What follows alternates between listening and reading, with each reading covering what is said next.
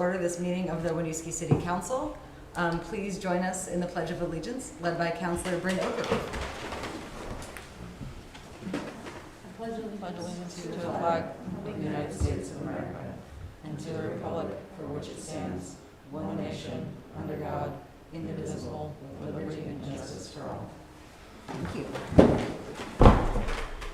Okay, agenda review is next. Any concerns, questions about the order? All right. Moving on to public comment. I don't believe we have any in the room this evening. Check the Zoom real quick. Okay, we do have some attendees virtually. So if you are attending via Zoom, public comment is a chance to speak to a topic that is not included on tonight's agenda. If you're here for something on the agenda, please wait until we get to that item. If you are here to speak to something that is not included in tonight's agenda, please use the raise hand feature or the chat and let us know.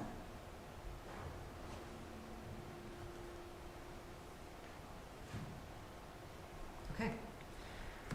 Seeing no comment, we'll move to the consent agenda. We have our liquor control and council minutes from July 18th, payroll warrant and accounts payable warrants, a block party event permit application, the appointment of Bruce Wilson as an alternate to the Inclusion and Belonging Commission, and our, what is it, State Revolving Loan Fund? I can't remember what SRF is. John? State revolving loan. Yes, yes. Representative, are there any questions, concerns about any items on the consent agenda? No.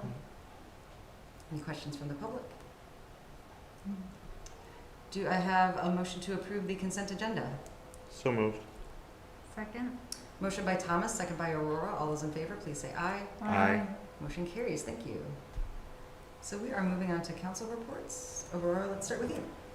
All right, so we had a shift in our first Inclusion and Belonging Commission meeting. It is now going to be this Thursday, should be at 6 p.m. So hopefully then we'll establish whether that's going to be our regular time or if there's going to be something different. We just want to make sure, it's a really important meeting to make sure people are assigned to the commissions that they want to, as well as kind of thinking about how the commission wants to function. So we want to make sure everyone's there for that, so we shifted the time.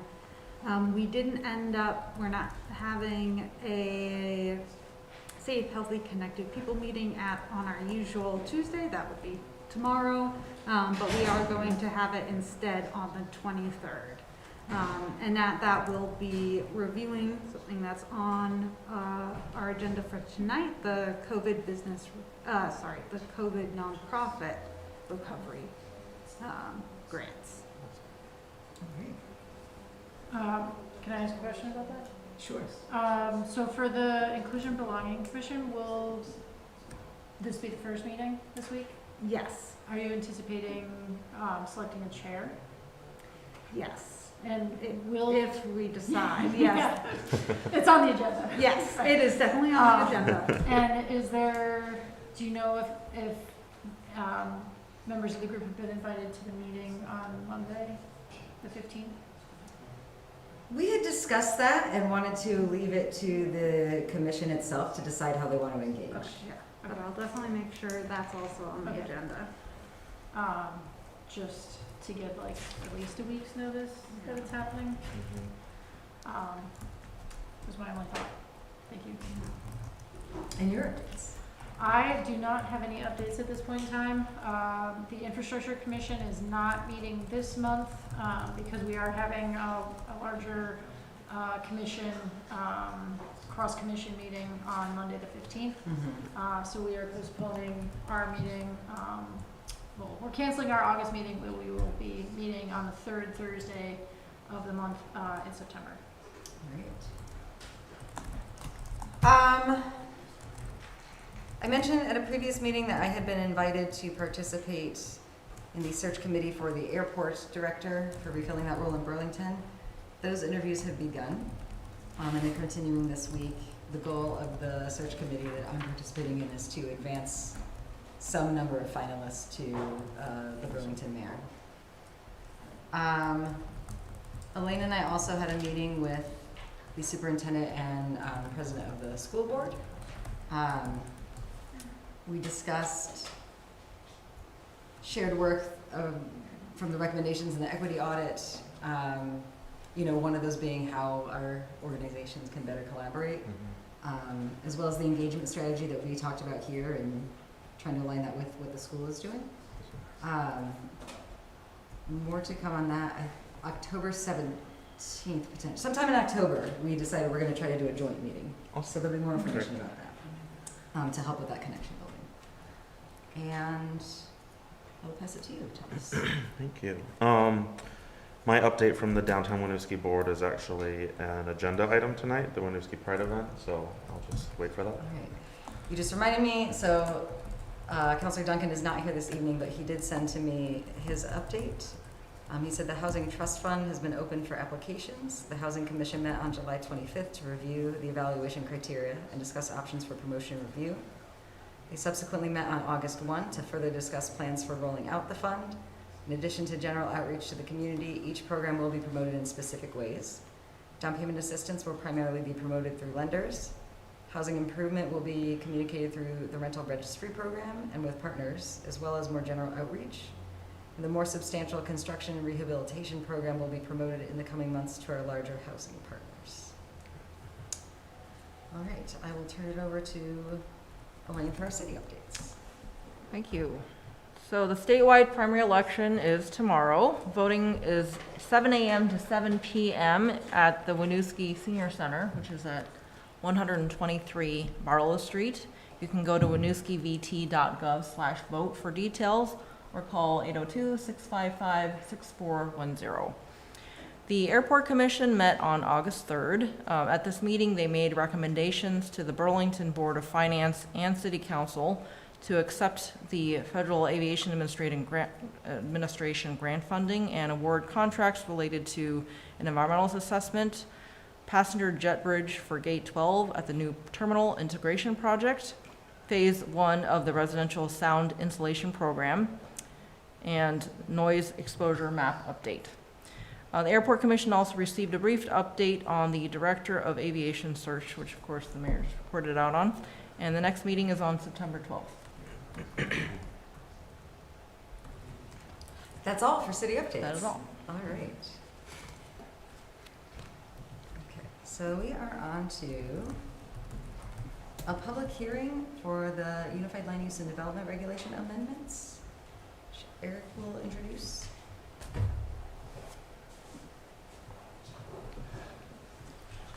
Yes, thank you very much. We are here tonight to open a public hearing on the proposed amendments to the Unified Land Use and Development Regulations that apply to priority housing that was reviewed at your last meeting on July 18th. At that meeting, there were several comments from Deputy Mayor Duncan about adding some language to clarify how affordability would be calculated.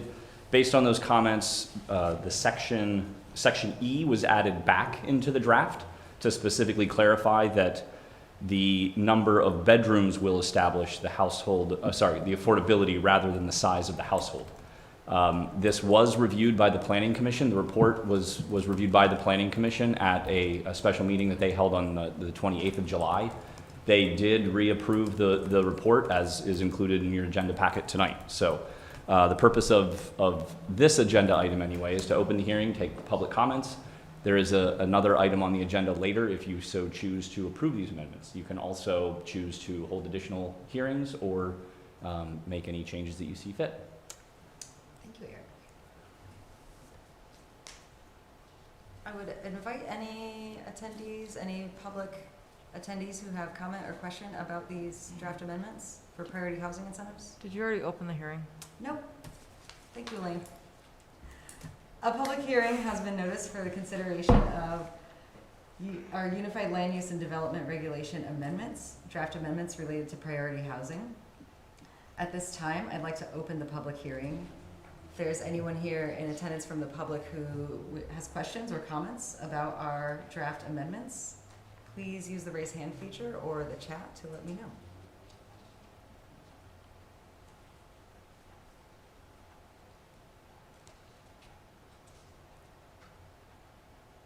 do believe that several of these attendees are here as guests for other items. All right, I see one hand raised. Paul, please bring our guest over, and if you could please introduce yourself before speaking.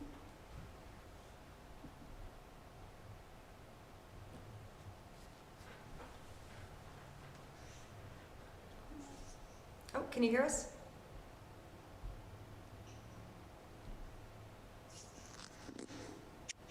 Sir, did you raise your hand for for comment on the hearing? Can you hear us?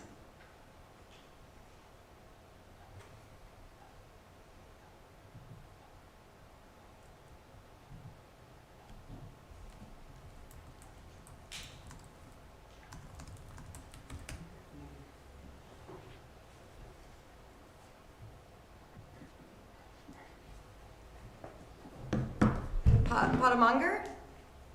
Are you here with us? Can you hear us?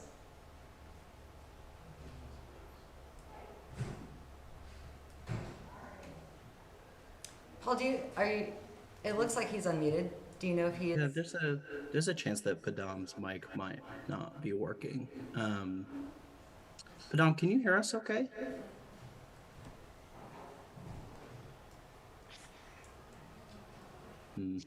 His volume might be down too. We can come back to Padam if there's other comments at this time. Did anyone else have a question or comment about the priority housing incentive draft amendments? Anything in the chat? No.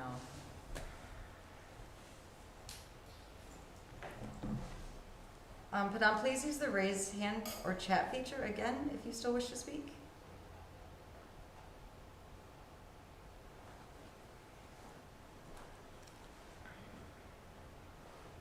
Okay. Given we have other items with guests coming, I think we'll hold any debate that we have until the approval item comes up. So at this time, I would like to close the public hearing. Seeing no additional comment, we will move on with the agenda. Thank you all very much. Thank you. Thanks.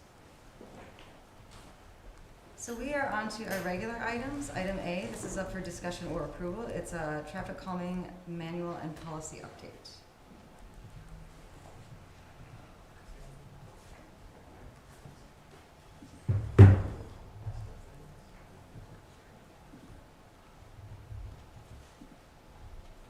Good evening. Welcome, John. So I'm going to give an intro on this item, and then I also have Greg Goyette from Stantec, who's the consultant. The RPC may also be joining us. I don't see him in the chat or the panel right now, but Sai may also join us here. So this one's been a long time coming, the traffic calming manual. It was a policies priorities item last year. So if you remember, sort of in the deep throes of COVID, we received a lot of community feedback about vehicles traveling down their roads with excessive speeds and concerns. And we realized quickly we really don't have a formal process for dealing with those situations besides giving everyone a speed hump, which is not great for us operation-wise.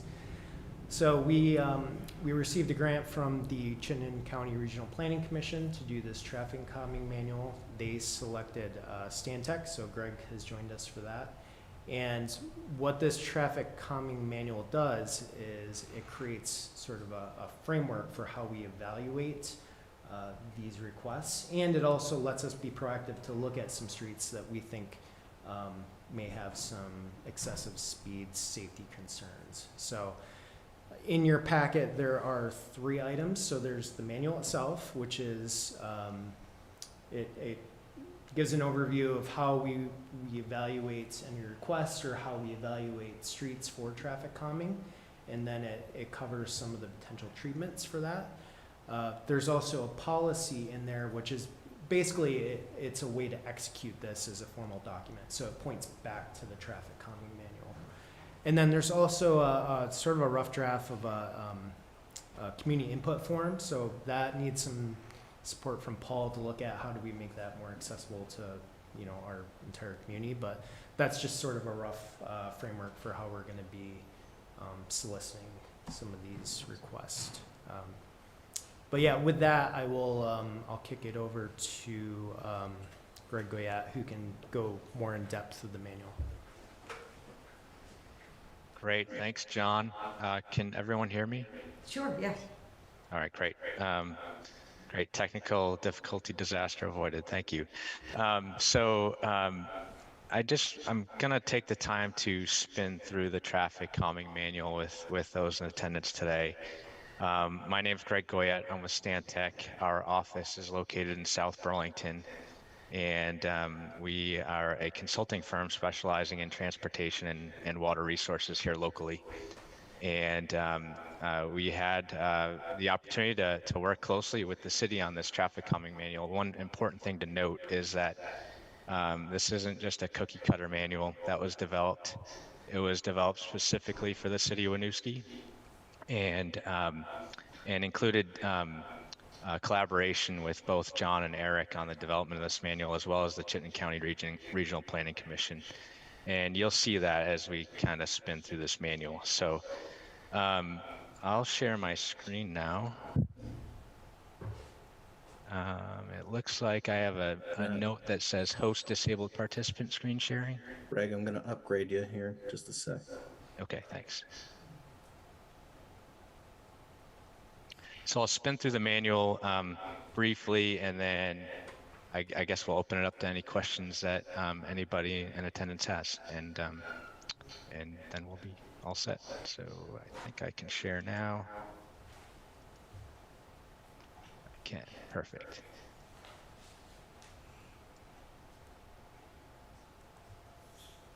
Okay, can you all see that? Yep. All right, great.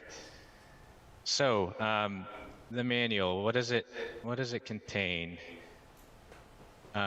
It contains an introduction section, and this section is for the community to understand what the goals and objectives of the program are, and also defines what is and what is not traffic calming. I think many people in their minds have an idea of what traffic calming is. And some people think of stop signs as traffic calming, or enforcement as a measure of traffic calming. The important thing to think about with traffic calming is that there are 4 essential elements, and those are described in the manual right here on the right. And those key elements are the reduction of automobile speeds and/or volume through the use of physical measures, which is an important consideration as we move forward here, to improve quality of life in residential and commercial areas and increase the safety of pedestrians and bicyclists, as well as motorists as well. I think that goes without saying. And then it goes on to describe what is not traffic calming, so that when the city does receive a concern from the community, they can pretty easily put it in a bucket of, is this a traffic calming concern or is this a different concern? And if it is a traffic calming concern, then this process, is something that the city will use to evaluate that. Why is traffic calming important? The graphic here on the left page, page 1, kind of shows why it's important. As vehicle speeds increase, the potential for injury or fatality of peds and bicyclists increase as well. This is why I've preached to my children over the years. Never assume a vehicle is going to stop for you if you're in a crosswalk, or if you're on a bike, or even if you're driving, because the consequences, vehicle versus pedestrian bicyclist, the vehicle always is going to win. And so, reducing vehicle speeds is important in terms of safety and making a community more walkable and bikeable. And you can see this graphic on the top right here. As vehicles are driving faster, that motorist that's behind the wheel, they have a fairly narrow cone of vision as well. The faster they travel, the less they can see on the periphery. And when you travel slower, you can see more on the periphery, which, is kind of highlights the importance of that in an urban area where there's a lot of activity happening. And then chapter 2 describes what is the traffic calming evaluation process. The process basically is this, and it's summarized in a flow chart here on page 2 in this section, or section 2 on page 13. And the first thing that happens is a problem is reported by the community. And then it's a very subjective process in terms of how that problem is evaluated. If that problem is due to speed, crashes, or volume of heavy trucks as determined by the Department of Public Works, then it is eligible for a traffic calming assessment where field review is completed. And that field review can consist of reviewing available data on speed, crashes, or truck volumes. And if that data isn't available, then collecting that data either through speed study or taking volume measurements of the number of trucks on those streets. So, and there are thresholds that need to be met in order for a street to be eligible for traffic calming. And those thresholds are clearly described on page 14 of the manual. So if the issue meets one of those thresholds, then it moves into the next phase of selection where traffic calming options for that street are evaluated and selected by DPW. And then those would be presented at a traffic calming, those traffic calming measures would be presented at a regularly scheduled public meeting. And assuming that traffic calming gets funding, is prioritized and gets funding, then it would be implemented through construction of those measures. So there's also, if those thresholds aren't met, then traffic calming isn't warranted for that particular street. And then there's a 3-year grace period where, if that concern is noted again, it won't be considered for 3 years, unless there is a noticeable development of traffic patterns that emerge. So, so that it provides the city with, they don't get inundated of requests for the same street over and over again, because this is a very data-driven and subjective process. I'm sorry, objective process. On to the rest of the manual, why this is, catered towards the city of Winooski. The Winooski's transportation master plan defines 4 street types, and those are collector streets, neighborhood streets, gateway streets, and truck routes. And a mapping of those streets is noted in the manual, and a description of what those types of streets are is also included. And if traffic calming is warranted, then we get into chapter 3, where DPW can select a toolbox of traffic calming treatments that can be implemented on any particular street that warrants traffic calming. And multiple of these measures could be installed on one street. It's not a one-size-fits-all approach. So it provides that toolbox where DPW staff can take a look and see what's most appropriate for the type of street. And then the remainder of the manual describes what these types of treatments are and where they're most appropriate, given speed, traffic and volume, the street type, and it provides an estimate range of costs for these measures, so that can be evaluated in selection as well, depending on what the city's budget is.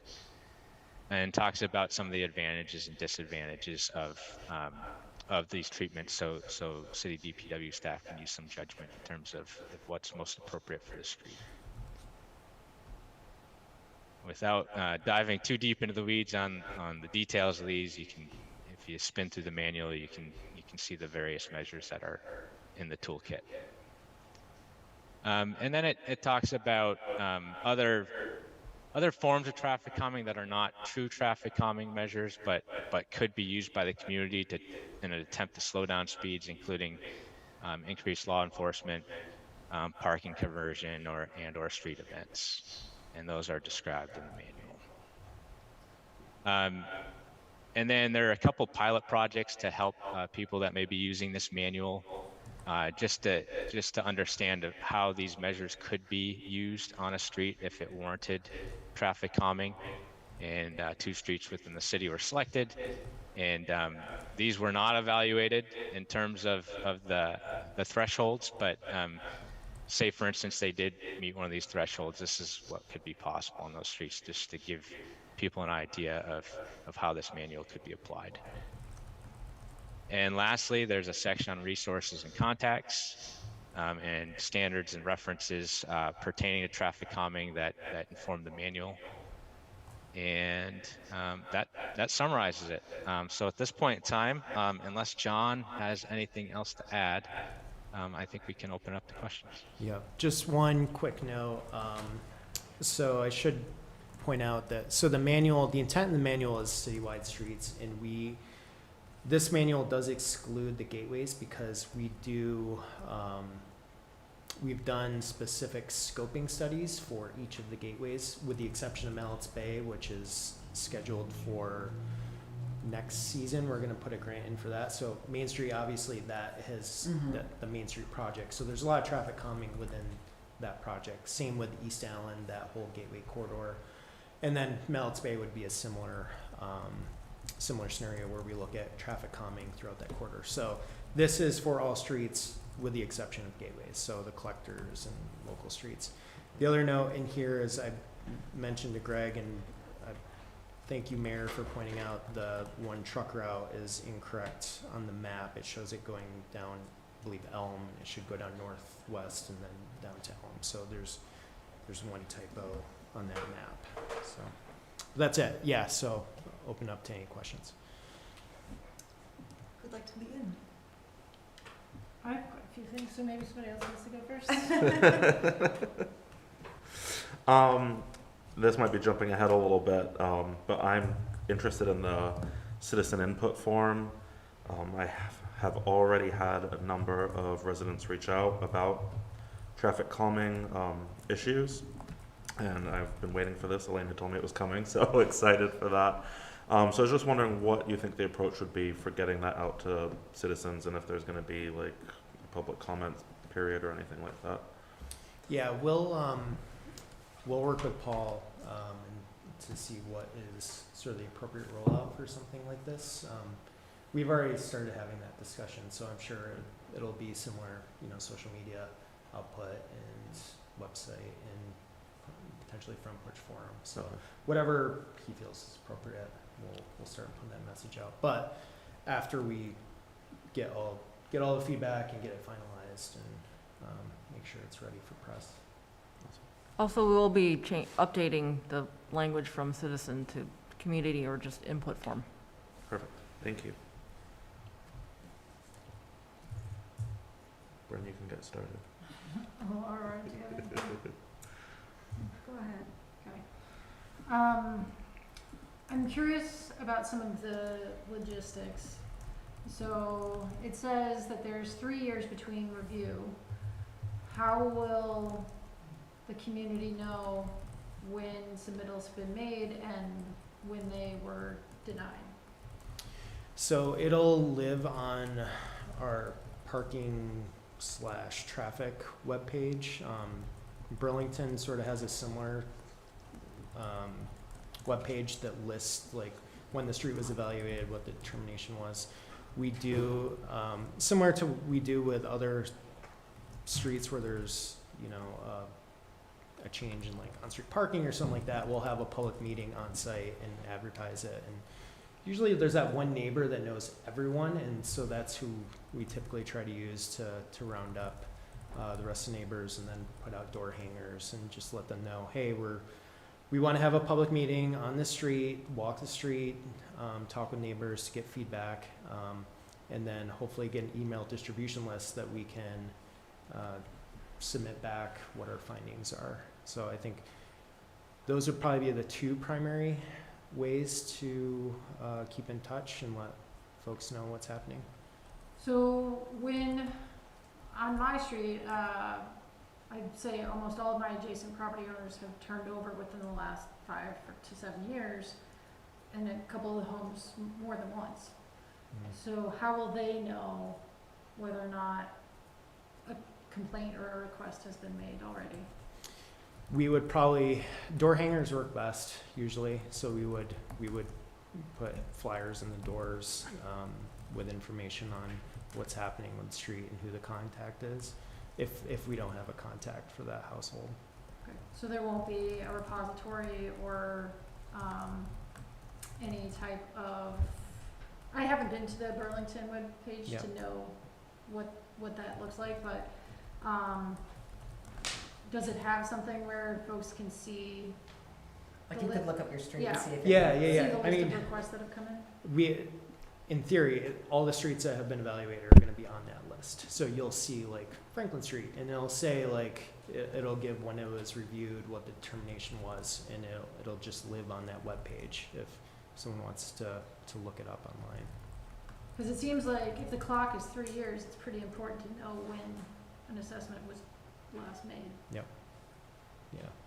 And to mitigate demand on the staff, it would help probably if that lives somewhere online, Yeah. at least. Yeah, no, and it's easy, you know, because year two, I might forget when we did that street or, you know, whatever, what the details were. Yeah. The idea would be to have that repository on the webpage with any of the reference documents, like a PDF to show what was looked at, what the data was. Kind of building on that, say a decision was made that it doesn't warrant traffic calming. There's no mention in here of whether or not there's like an appeal process.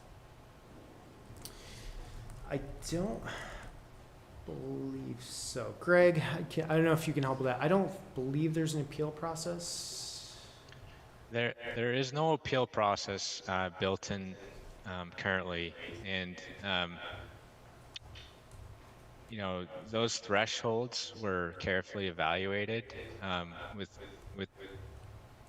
the city team, and you know, and I can talk a little bit more about what those thresholds are, and perhaps over time, as this process sinks in, you know, the city, you know, can reevaluate those thresholds and still determine if they're appropriate or if they need to adjust them.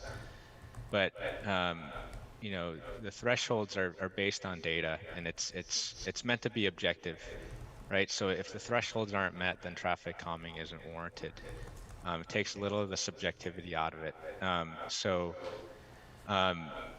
You know, there's the speed warrant. So if a speed study is conducted and the 85th percentile speed is determined to be either 10 miles per hour above the speed limit for collector streets or 5 miles an hour over for neighborhood streets, then traffic calming is warranted. For the safety warrant, it's all about recorded crashes, looking at police records, the Vermont State Crash Database as well. And if there are 10 or more property damage only crashes, or 2 or more injury crashes that involve injury, or 1 crash that involves a fatality, the threshold is met. That's for motor vehicle crashes between motor vehicles. For bicycles and pedestrian crashes, that threshold is much lower. If there's 1 or more injury or fatality involved with a bicycle pedestrian crash, then that threshold is met. And then the heavy truck warrant is based on heavy truck volume. If it does exceed 4% heavy trucks or more, then that could potentially warrant traffic calming as well. So the thresholds were meant to be fairly objective. We didn't consider an appeal process in this manual just because we thought the thresholds were reasonable and very objective, and you know, it would be clear on whether or not it would be warranted or not. Yeah, and I would add, I mean, it would put you all sort of in an awkward position too if, you know, these are, for the most part, it's pretty raw data. It's not an evaluation of data. It's crashes, traffic counts, speed, you know, evaluation. It's not like we're interpreting. It's just raw data. So if you could have someone If there was that process, you could have someone come here and say, I know it doesn't meet this, but I still want it. I believe Council. everyone would get appealed. Yeah, right. It's very emotional when Yeah. when it comes to traffic calming. So I think some of that is designed to try to take, as Greg mentioned, make it more objective versus emotional. It might help to mention that there's no appeal process. Yeah. Decisions are final. Good point. Some other things that I was thinking about. So there are some cost estimates with types of traffic calming. From when an assessment is made to what's a reasonable time frame for it to go in, how is that factored into the budget process, the budget cycle? Yeah, it's tricky because each street is going to be unique because it's going to depend on when we think we're going to resurface that street or do any major construction. So if we would also be looking at low-cost temporary options too. So for example, you've probably seen some of this around even in Burlington where instead of building out new curb, you put in some planter bollards or things like that. And what that allows is, neighbors in the area to see what it looks like without spending the money first and then go back and, hey, is everyone happy with this? Make sure that there's no issues. I mean, there's been a few instances where, not in Winooski, but I've heard in other communities where speed humps are installed, and people want them. And then when they get installed, they hate them. They want them removed. So, that's probably where we would start with some of these streets if we're not looking to resurface it or do any major curb work, is in the interim do a low-cost option. And then once we get into that year where we're resurfacing or reconstructing, build that into the capital budget to do some of that additional curb work. Or, speed humps are relatively inexpensive. We do them in-house. That's a pretty cheap one. But when we get into, realigning curbs, that's where it gets more expensive. Let me see if I had anything else.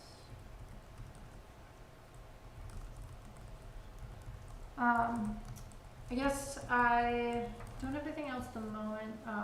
It's similar to Councilor Renner. I, probably do have some recommendations for the feedback form or the request form. But the 3-year timeline makes me a little uneasy. Outside of that, I don't have any significant concerns. I have some questions.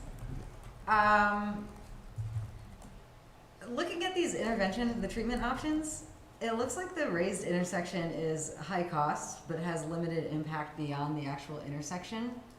Why even keep this as an option? Like, what is the value it's adding? Good question.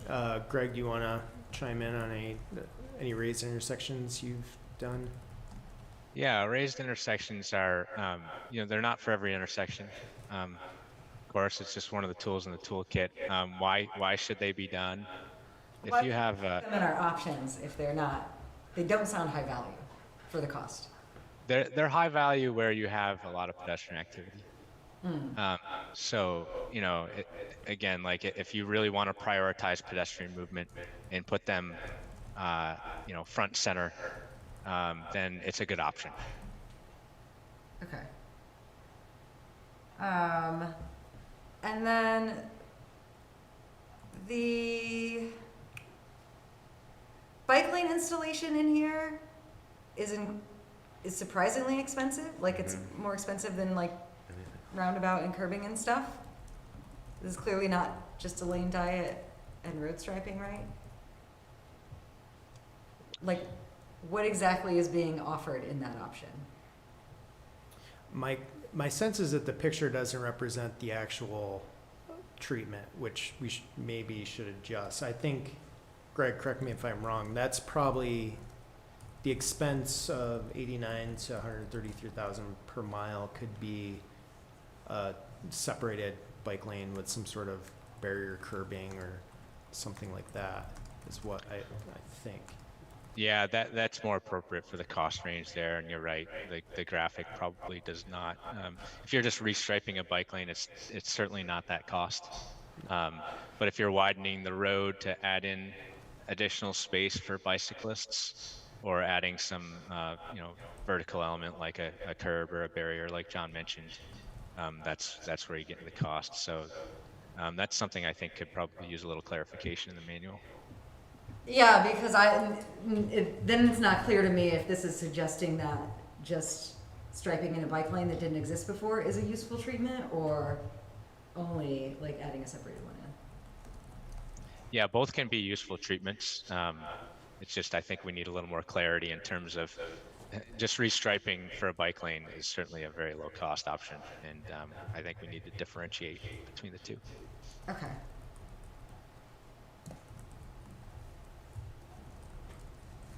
Then the last thing I wanted to ask about was how you come to the number of 48 hours of data collection when you're investigating one request. I think in the evaluation part, it says if like the data isn't already existing, you would monitor volume or speed or what have you for 48 hours. So I wonder what that timeline is based on. For conducting the speed study. Mm-hmm. Yeah. Yeah.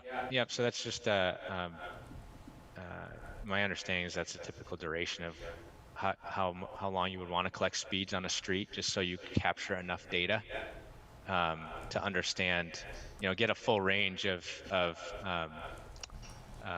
vehicles using that street all hours a day, different times a day over enough period of time so you can collect enough data. So that data can be collected by stationary means, tube counts. So it's a fairly low lift to do that. And there are some resources that may be available to the city to collect that data if it's not already available. Okay. I mean, like, my initial reaction was that seems too short, but if that's your standard practice, that's fine with me. Yeah, if we saw, if there was an anomaly between the two, like within that period, we would extend the collection time. If we saw pretty extreme results over that 48 hours, we would do a little bit more. I mean, the streets, the local streets that we would be looking at, I mean, we would expect to see sort of a uniform traffic count speeds for that area. So. And is this data collected during the work week? I believe it will depend on the street, but yeah, typically we'd be looking at during the work week. Because that's not articulated in the draft. Yep.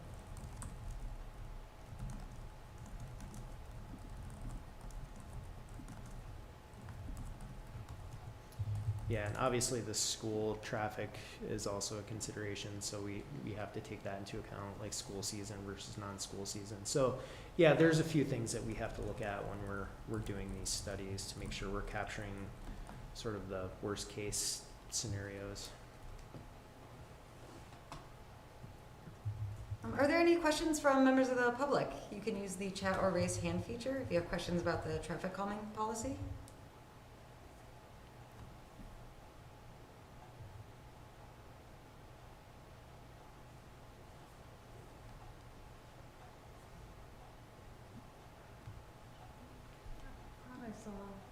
There's a chat going on about a different topic. Okay. Is there any? John, I have one more question. Sure. About, so obviously we're gonna have quite a few capital projects that get underway, between Main Street and Fountain, among others. How does the traffic calming, draft, I didn't really see where it takes into account some of those multi-year but temporary projects, or in what will be pretty significant influencers in how traffic moves through the city. Yeah, so we'll have to start. Oh, you're saying like the Main Street, how Main Street and like some of these other projects impact. Right. Yeah, Right. yeah. Yeah, it's a fair point. Like that is something that when we're looking at that 3-year window, it was originally 5, and then we shrunk it to 3 because we knew that Main Street could impact some of these side streets once that started going. So that is one way it sort of impacted how we looked at it in this manual. Are there things that are, and then I guess that's a separate thing, like, so within the capital project, you are managing redirection of traffic and traffic calming, so that it doesn't need to be captured in here, is that? Yeah, so for example, like Main Street project, once that gets moving, there will be temporary traffic detours, things like that. We obviously wouldn't be doing any sort of traffic calming collection on those streets during, you know, those detours, because that would skew results pretty heavily. So, yeah, it'll be, we'll obviously be reviewing that during that construction. So that's, I mean, Main Street's the only one that really is going to be coming forward. LaFountain is, you know, that's years and years off. We have to budget for that, but Main Street's the big one. So that'll definitely impact Weaver and, you know, on the east side, some of those shortcut routes that people take. I only wonder if it's worth mentioning in the draft, like, large capital projects will have their own traffic pattern, traffic calming efforts that are defined within that, that separate effort. Just so, like, you don't feel like it needs to be captured here, but it at least addresses that. Yeah, it's a good point. Yep. Well, I think there's a bigger question of like, this doesn't address implementation, and I don't think it's meant to, but like should there be a statement of some of what you shared tonight of like, we probably will start with shorter term, we have to work this into a longer term planning, and then what you were just raising up, like some sort of paragraph about it. I wonder if that might be something that rather going into the manual, especially because it might show through the years, might be part of the form. I agree, yeah. So people see like this is not a demand and receive situation. It may be best, and maybe it lives in the policy that actually gets approved by you all, which we can take back and modify that, versus trying to fit it into the manual. The policy we control, you know, we don't have to have Stantec to revise that, word craft it. We can do that in the policy itself and make that, make those decisions. So maybe what I do then is revise the policy for you all with some of these items and see how that looks. Yeah, and I think for the manual, we just need the truck route corrected and then some clarity in the bike lane section. Does that sound right, guys? Yeah. In a lane shared, there was like one other small typo in there too that we'll clean up. Yeah. Okay. All right. Thank you, Greg, for coming in. Thank you for the work on this. And John, you're Right. Thank you. Thank you. Thanks, Greg. all right. We will see this. Have a good night. Good night. Thank you. So let's move on to item B. This is on for discussion, AALV and Net Zero Vermont request. And we have some guests.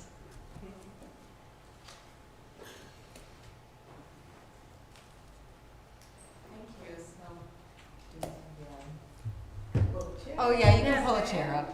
Okay. Sorry about that. Sure. Good evening, everyone. Welcome. Thank you. All right. Karubo, and then please introduce yourself. Hi, I'm Deb Sachs, and I'm the Executive Director of Net Zero Vermont. All right, thank you. Nice to be here. Welcome. Thank you. I'm no stranger to you all, I suppose everyone. Get over myself. My name is Kerubo. I work with the Association of Africans Living in Vermont, and I'm here together with my colleague Deb, and she will present, and I will be playing a supportive role as it is a project that she's unfolding, and we are partnering with the dissemination of she'll talk about it. Last year, we kicked off a project with state funding from MTI, which is Mobility in Transportation, from the state. And we kicked off a project called Walk to Shop. There we launched, and we linked up with Irene from AALV, because the grant really was focused on engaging diverse populations. We have a PowerPoint presentation, but I'm not sure how to link that, and it might be there just for your information. If you email it to me, I can. I did project it. email to Okay. you the link to it. And I know that you're very busy, so we can leave it with you for your information. We also brought a couple of the the 2 trolleys for you to actually look at, touch, see, and enjoy. We are here to request ARPA funding, and we wrote you a memo, which I think was in your packet. Yes. Yeah.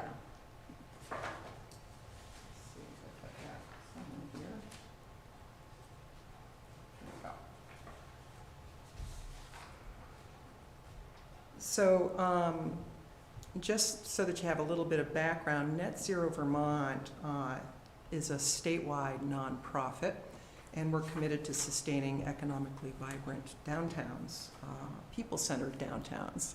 Your presentation just beforehand is just very appropriate, and this is very complementary to this as we're looking to encourage and support the walking community, those that don't have a car or have access to a car, and those that may not have access to transit in the times that they need, often evenings, weekends, or just, oh, you are so good. Oops, sorry. Not that good. So if you want to just put this onto slideshow, up in the corner there, right corner, next to share. Yeah. I don't know if That'll it'll be- work that There way. you go. Oh, Good. Perfect. Advance to the next one. So we're about low carbon solutions, low cost and practical solutions. And this project is exciting in that it is helping with mobility. It's helping with encouraging people to not take a short car trip and actually engage in more active transportation and more independence. And next slide, please. So if we look at this, the green triangle, this is exactly what we're talking about. It's walking, and supporting walking is the biggest energy-saving way you can offset your carbon and your energy use. And we're here because Winooski is exactly the kind of community that could benefit. You're dense, you're walkable, and you're working hard to support walking and biking. And so this project is a step in that direction, and it is improving mobility independence and access to food, which is often a really big problem for people who want to carry things, and it's too much to carry to support their family.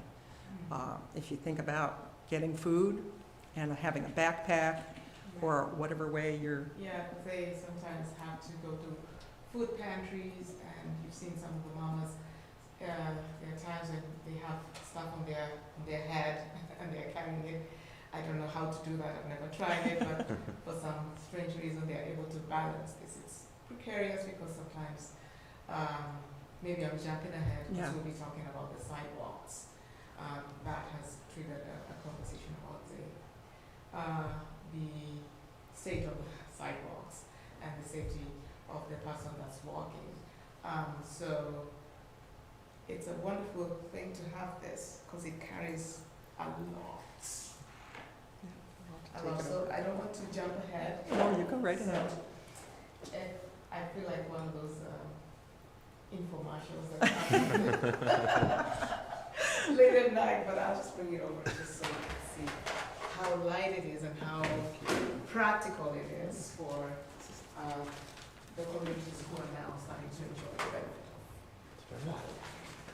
of So it is, until you touch it, until you lift it up, you don't see how it's sort of a modern style granny cart. Stylish. And why is it that color? so we can see it, so we can see people in the intersection. We could get any color, but this color is the safest for people crossing an intersection. Next slide. We're not only engaging the diverse communities, we're engaging seniors as well. And we're educating about how close you live. And when we look at the map, this is unfortunately of Burlington, if we had Winooski, that circle really engulfs the entire city of Winooski, and that is a 15-minute walk. So it might be the diverse community has truly a need because they don't have access to a car often. And when they do, they need to go for large shops, and they may not be able to shop where they'd like to go shop, which is their community, their neighborhood market. So this project is a nifty way, a practical way to provide, and we do this through pop-up demonstrations at farmers markets. We're invited to AALV to meet with the community, and you can see the women here. Last year, we placed, I think, 30 to 50 trolleys with the community. And we're prepared to engage further, and that's why we're coming to partner with the city if we can. Right. So the building where I work is like a one-stop shop for communities that come for various reasons. Thank you so much. And we are kind of well-placed because the families come to us, and we are able to talk to them about the benefit of having this, and it has spread within the communities. People know about it. They seem to think that we provide this. And so, of course, we don't. So we are thinking of knocking on the right doors and seeing if we can reach more families. But we don't have to. When Irene and I engaged the Equity Office last year, we were told that about 400 families, 450 families could benefit from a shopping trolley. Next slide. So this brings us to here, and as I noted, there are several residents that don't have access to a car. Many of them only have the option to walk. What we're doing is we're actually improving the efficiency of your existing transportation system. And that means more people walking is utilizing that system more efficiently. As Irene's pointed out to me, which really was striking, the trolley is one piece of this. The trolley actually has helped us engage in a way that is more than just the trolley. It's lifting the voices of the community.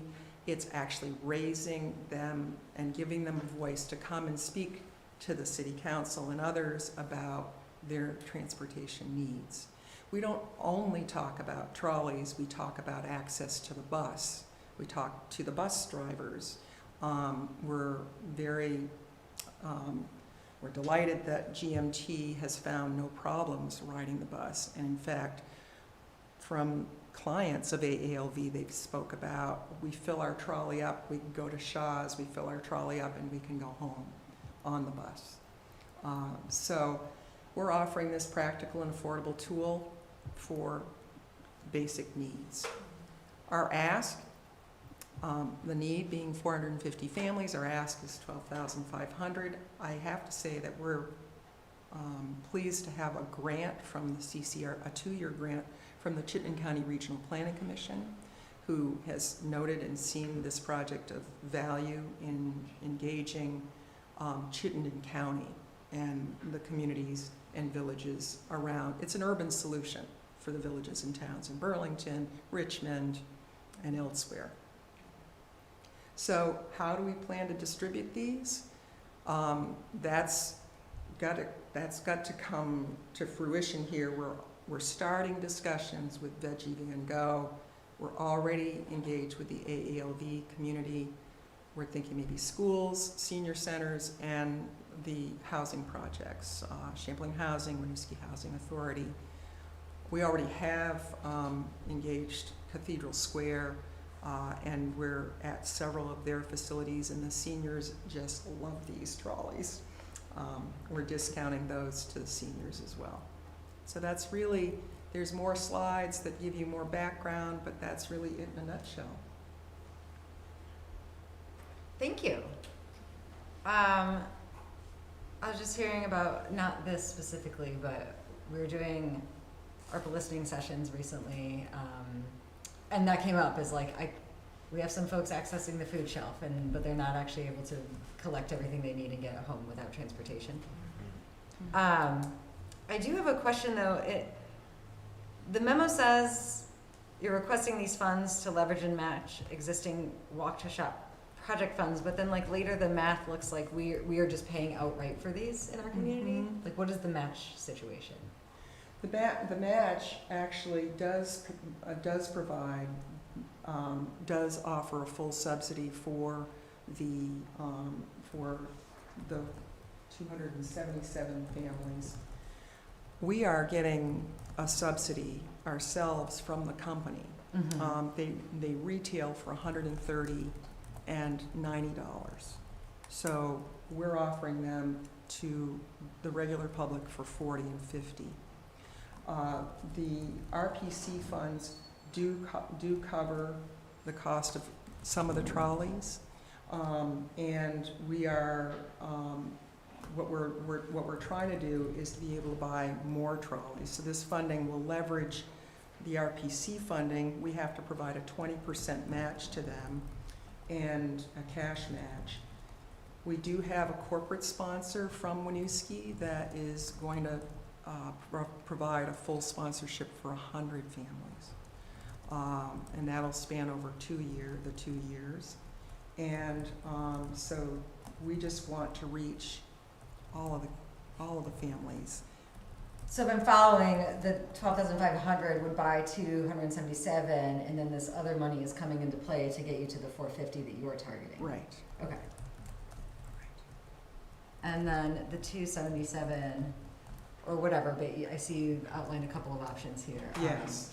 Those would be then like explicitly for Winooski residents. Specific Winooski residents, yes. Okay. Specific engagement, and it would be amazing to actually see this community benefit from this in a much bigger way.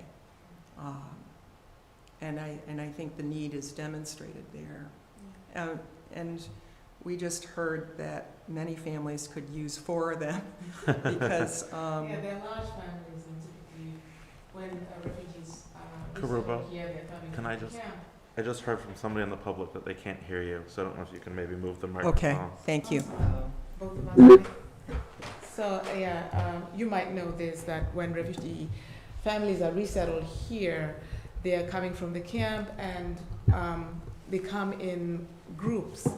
And it doesn't mean that those families are coming from the same families, just kids may be adopted because they lost their parents in the war or they're misplaced. And so there's a large number in one household. And we know most of the houses don't have washing machines and dryers. And so this is not enough for one family.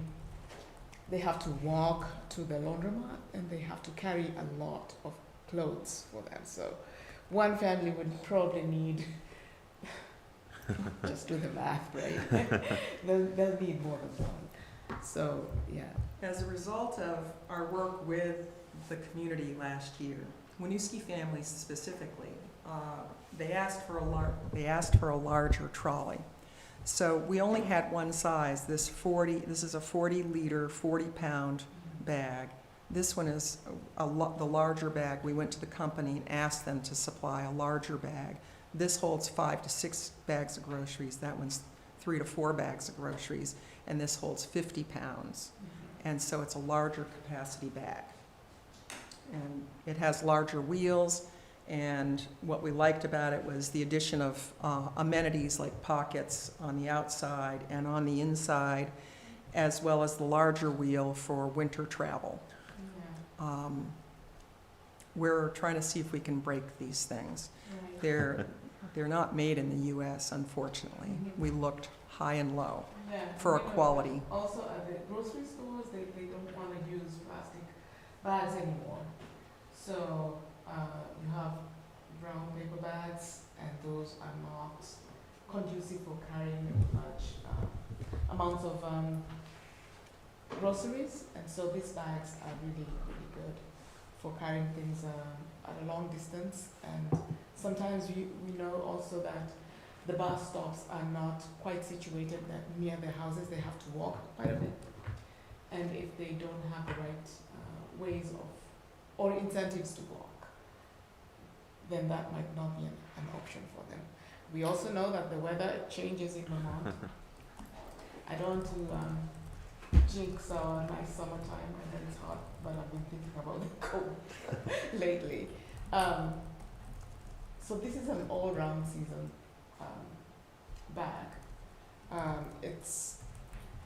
I like that this color because it's quite a dignified bag to have. You know, it's showing that we care about them. We are aware of their changing needs, and it's just something that says we see you, we hear you, we feel you, and we're trying to take care of you as well. So I think we're in the right building, and we're talking about it. That's a good thing. Yeah, thank you. So just to be clear though, we have this on just for discussion tonight, so Right. we can't take a vote yet. And Yeah, then we're we're talking talking about grant guidelines, but Mm-hmm. since we have you tonight, just if there's any other details that you all want to know. Mm-hmm.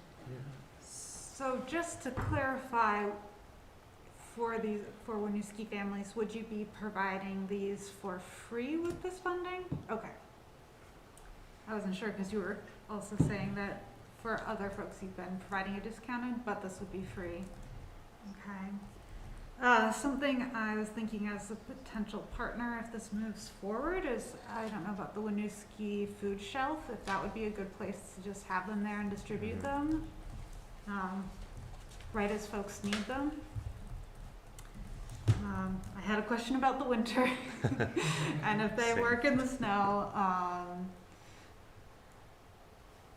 Sounds like some testing to come on that, but they should be waterproof and stuff like that. They are waterproof bags, and they have the rain flap on the top. If you want to show them how they cinch closed and how they open. Gotcha. So you put your reusable bags inside, and that drawstring closes tight. And they really are, the bag comes right off the chassis. We have a Burlington resident which has used it all winter, and he has told us how he keeps his clean. He actually takes the bag off the chassis, and he takes the chassis into the shower and sprays it down because he doesn't want it to get too much salt on it. But it looks. I inspected the bag. It looks brand new a year later after using it. I didn't catch in your memo anything about your timeline. We would want to distribute these this year, this next few months, if it's possible. We are going into next year, but we could have, I don't know, and would like to talk with you and staff about appropriate venues. AALV is one, and this would be a lift, but I believe that even with school coming into session, that there's a possibility there as well. Is there a timeline that you're working around with CCRPC other than the 2 years? So it sounds like they need a 20% match. 20% match. What's the timeline? The timeline is July 1 of this year through June 30 of next year is Okay. year one, Okay. and year two following. Yes. So by the end of your grant period with them, that 20% match needs to have been met. Right. Okay, gotcha. Right. That's helpful. And we have 800 trolleys total to distribute. So that was going to be a question that I had. Hypothetically, would you be when would you be able to start distributing them? Before October? We're already distributing or selling them. We'll be at the Winooski Farmers Market next Sunday. And we're frequently at the Burlington Farmers Market, but we would look for, setting up times right away. We're underway right now with this. Okay. Because we want all Vermonters to have access. We're finding a lot of Vermonters are wanting to make a transition to leave their car at home and looking for a way, an excuse, a tool, so that they can carry heavier items. Carrying 20 pounds in your hand too far a distance just is not accessible for people. So we've distributed already in the last month about 75 trolleys. Well, it sounds like if we were to approve some portion of funding at our next meeting, which would be early September, then you all could hit the ground running. Yes. And you're working on partnerships already, which is good. Yes. And it sounds like you have the bags, you don't need to order the bags. The bags are here in the Okay. warehouse. Okay. Yes. So no risk for supply chain challenges then. No, I mean, we would love to be able to order another container of trolleys, which is 856 trolleys, in the spring of next year. Because of the demand, community health centers and social grocery stores are catching on, Richford and other parts of the state. So we are seeking additional grant funds to go beyond Chittenden County. Great. I would invite public comment. If there are any questions or comments from folks attending via Zoom, you could use the chat or raise hand feature.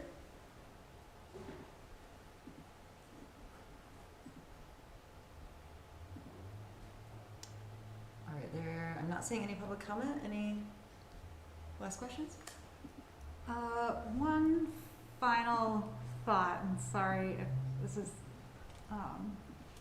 off topic, but I'm wondering if stores like Shaw's or Hannaford or even City Market might provide, like within the bags, some additional reusable bags, because Yes. I mean, having to pay 10 cents for every paper bag is it's a poor tax. We are partnering up with AARP Vermont, Awesome. and they've given us a bunch of freezer bags and the reusable bags. And we're looking for sponsorships from others like banks and whatnot who have those nice freezer bags they just fit right down in the bottom of the bag, and you can put your heavy items down below and your freezer stuff, your ice cream. Because that is, how do you get cold, frozen things home and not have them all melted? So that is an additional sponsorship opportunity. We could put Winooski right on a reusable bag, which is our hope to get that underway. Wonderful, thank you. You are thinking about all those things. That's good. Yeah, next time we'll be talking about the sidewalks. Well, thank you very much for coming in to present to us tonight. And when we revisit this at our likely next meeting, at a future meeting, we will reach out to you. Staff will reach out. Thank you very much. Thank you. Thank you. Okay. Next up for discussion is nonprofit grant guidelines. Yep, so council had directed staff to create a nonprofit grant program to address immediate and urgent pandemic-related needs in our community. The draft was in your packet. It shows your proposed fund allocation, as you proposed last week, of $50,000. The COVID business grant program allocation was actually for $100,000, not $50,000, as I mentioned in the packet. If demand is higher, you can always increase the allocation at a future meeting. I have asked for some third-party review. Common Good is the Association for Vermont Nonprofits, and someone from that they may review it. And someone from the development team at the Vermont Food Bank, which is headed by a former colleague of mine, in the development team, is reviewing. So I proposed in your packet that the Safe, Healthy, Connected People Commission, as Aurora alluded to, serve as the grant evaluation committee for the program. That meeting is on August 23rd again. So because of the timing, though, we wanted to get this draft to you earlier for input, though I would expect you'd want the commission and external input before approving the program. What input do you have or questions? One quick thing, I noticed in the intro that I think it still has the previous, this is 100,000. Oh, yep, thanks. And that was very, very small thing. That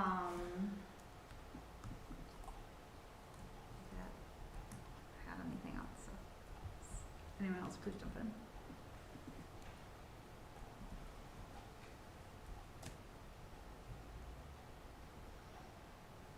I think you did a good job of taking the discussion and realigning or like redrafting what we had for businesses. I don't have any specific points of concern and look forward to seeing what the external review provides.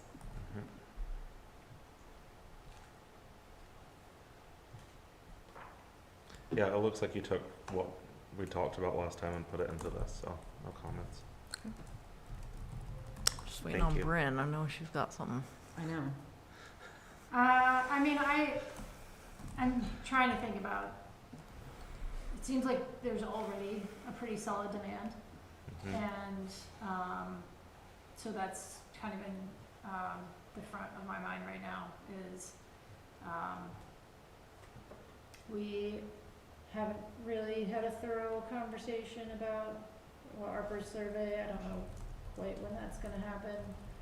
I would like to have that happen before we allocate additional funds. Yeah.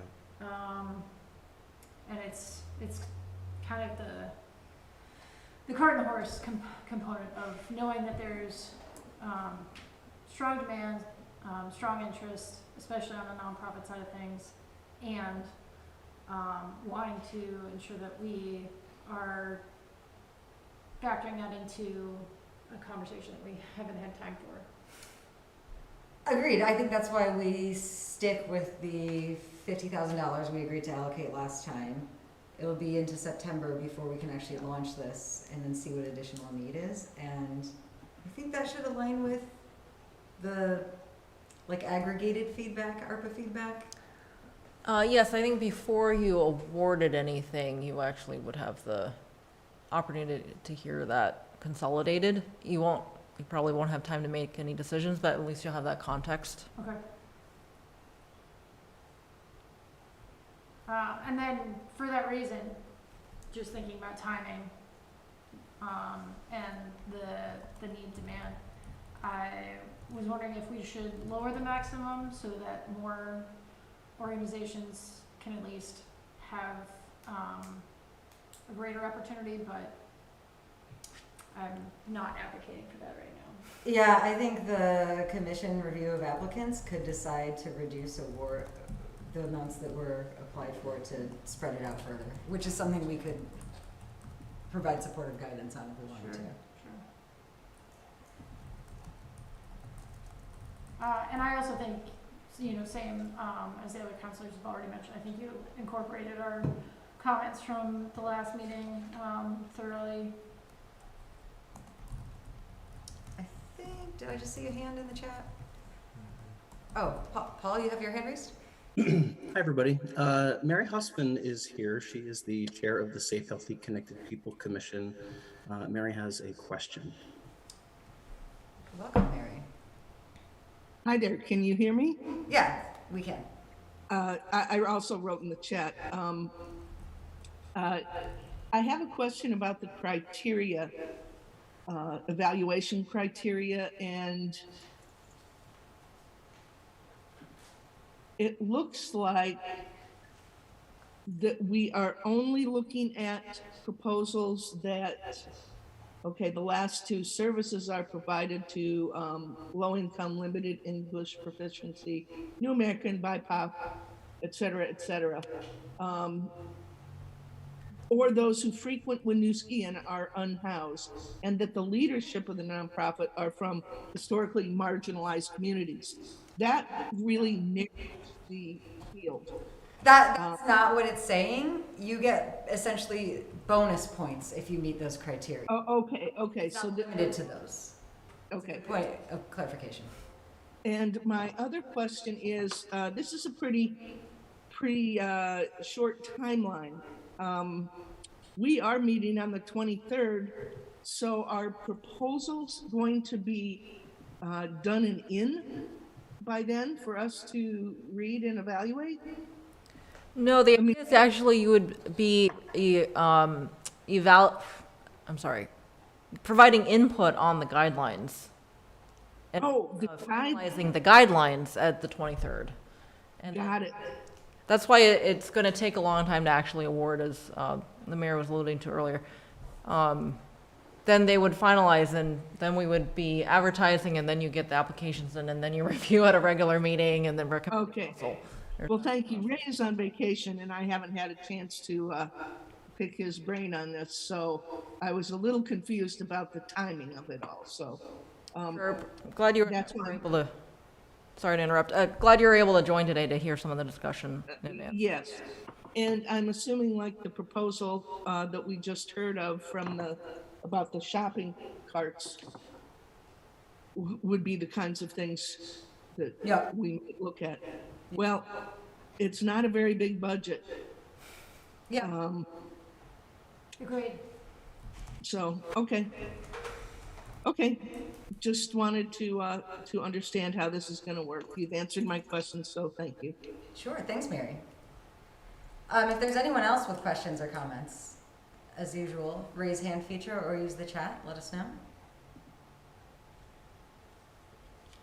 Elaine, is there anything else specific that would be useful for you to hear? I don't believe so. Thank you for your thoughts.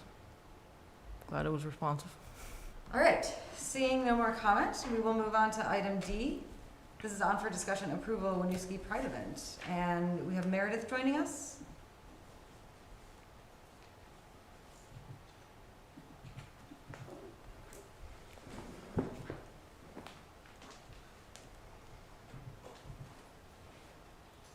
Hello. Welcome, Meredith. Hi. How is everybody? Great, how are you? Good. Do you want to should we give a little overview or? Yeah, you or Thomas, you just want to give a quick overview of this upcoming Pride event? Yeah, so Aurora and I met with Meredith and some other folks from downtown Winooski about the desire that we have been talking about, Brent included, to have a Pride event in Winooski this September during the Pride season. We found a weekend, Representative Taylor Small actually identified a weekend for us where there wasn't anything going on in Burlington or elsewhere.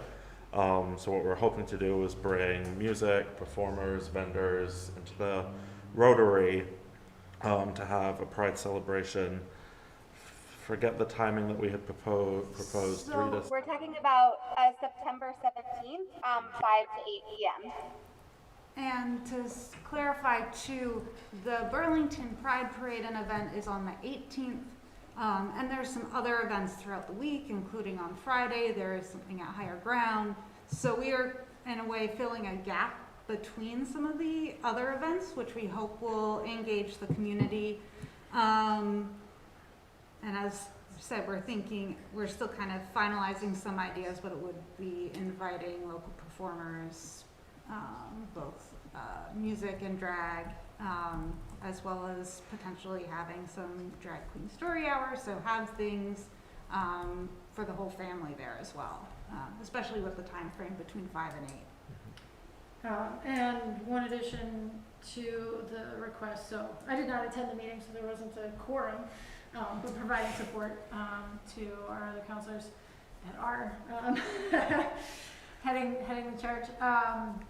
I believe we haven't hosted any formal Pride Weekend events. And part of the reason why it's in September is there are more students around, higher attendance. So that was moved probably within the last 10 years or so, from June, when it's the traditional Pride Month worldwide, to September locally, just to account for school breaks, summer vacations, etc. So it would be a pretty significant opportunity for Winooski to host an event on a Saturday, no less, for Pride Weekend.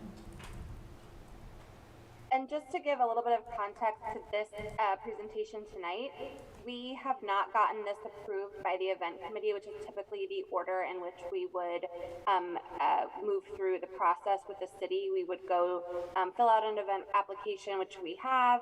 We would get it approved by the event committee, which is city staff, and then we would come to council for approval. So tonight we do not have the event approved by the event committee of city staff because the meeting is on August 17th. So this is a conditional sort of discussion. It would be conditional approval based assuming or hoping that the event is approved by city staff on that August 17th meeting.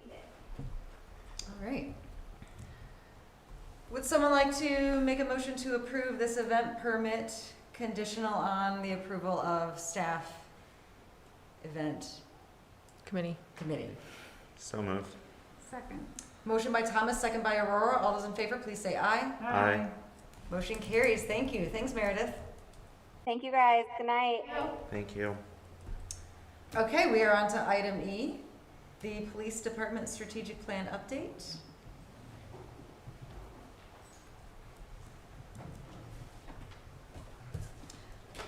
We'll have not Chief Hebert present. No. Tim Charles.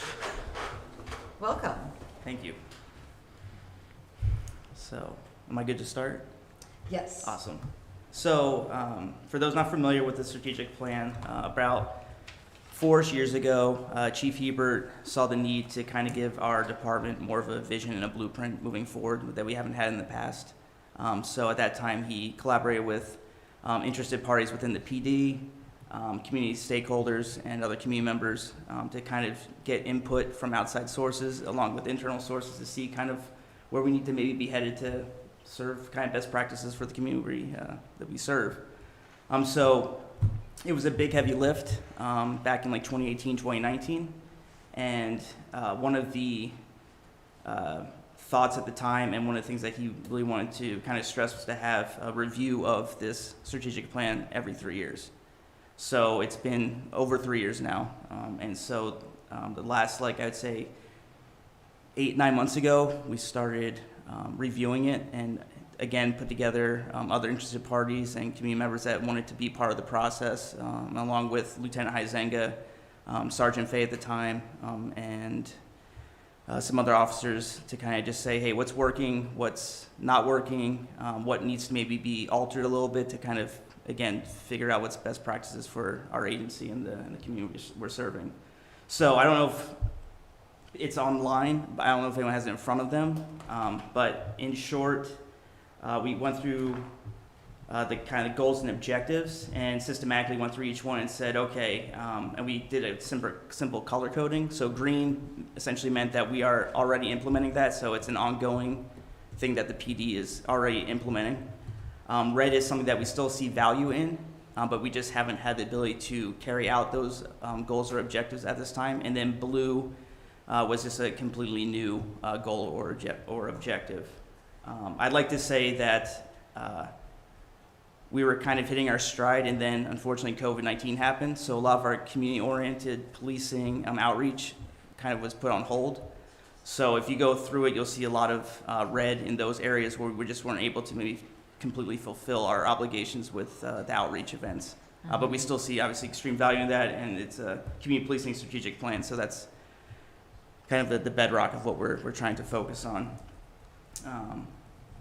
So yeah, that's kind of it in a nutshell.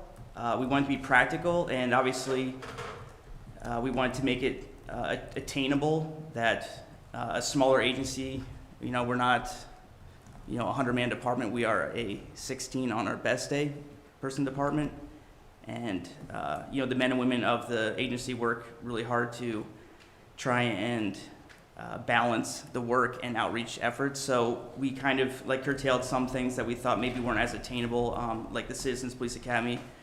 We've now made it more of a public safety camp for juveniles, and we've already actually done that and saw it worked. And we thought as a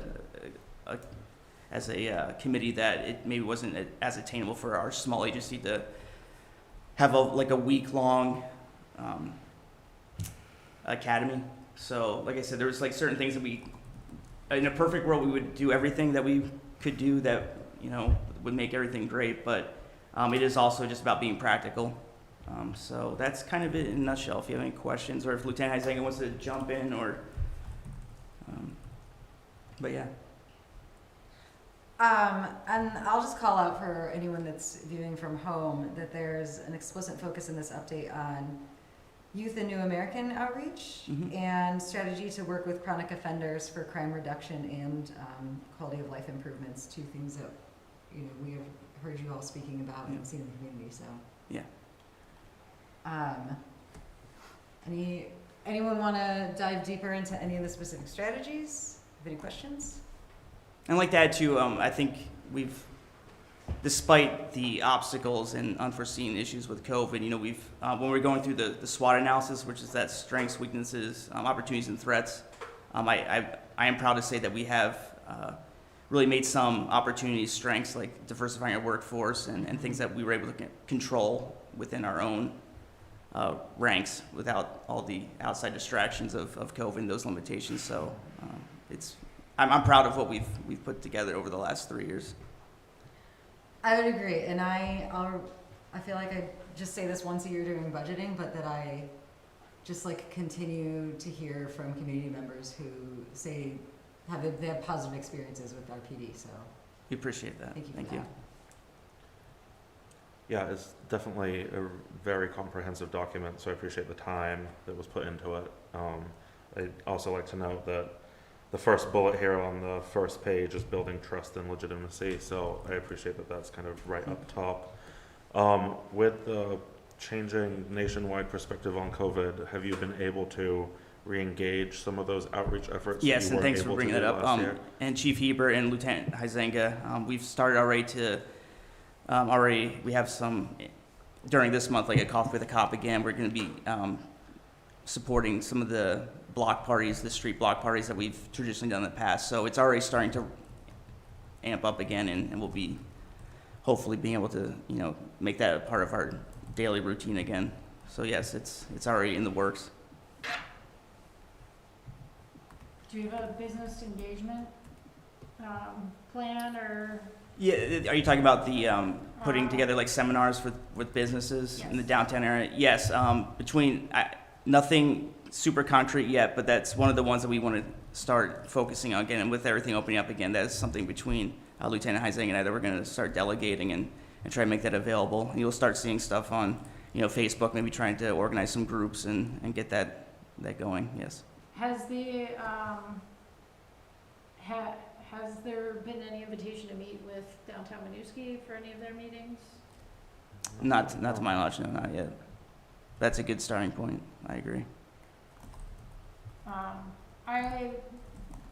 Again, and to echo some of the comments, I think the layout and the SWOT analysis especially is extremely helpful, just to see progress on that and clear defined objectives and timelines, especially with potential associated costs. So again, much appreciation, many thanks for that. Thank you. I'm assuming this is accessible on the website for the public to see. Yeah, and so it's on the website, and it's also has a link to the previous plan as well, so you can kind of compare and contrast the two. Is this something that you've discussed with the Safe Healthy Connection? Yes, for the SWOT analysis, I had a meeting, it must have been 4 months ago or so. Okay. And kind of just went through, if we all agreed, is this still a strength that we think, and opportunities and the threats, and so they have reviewed it and we discussed it. And then, are there, I know that you identify the things that are kind of lagging. Are there any additional changes? You know, you mentioned some like pivot with the youth programs. Are there any other recommended pivots?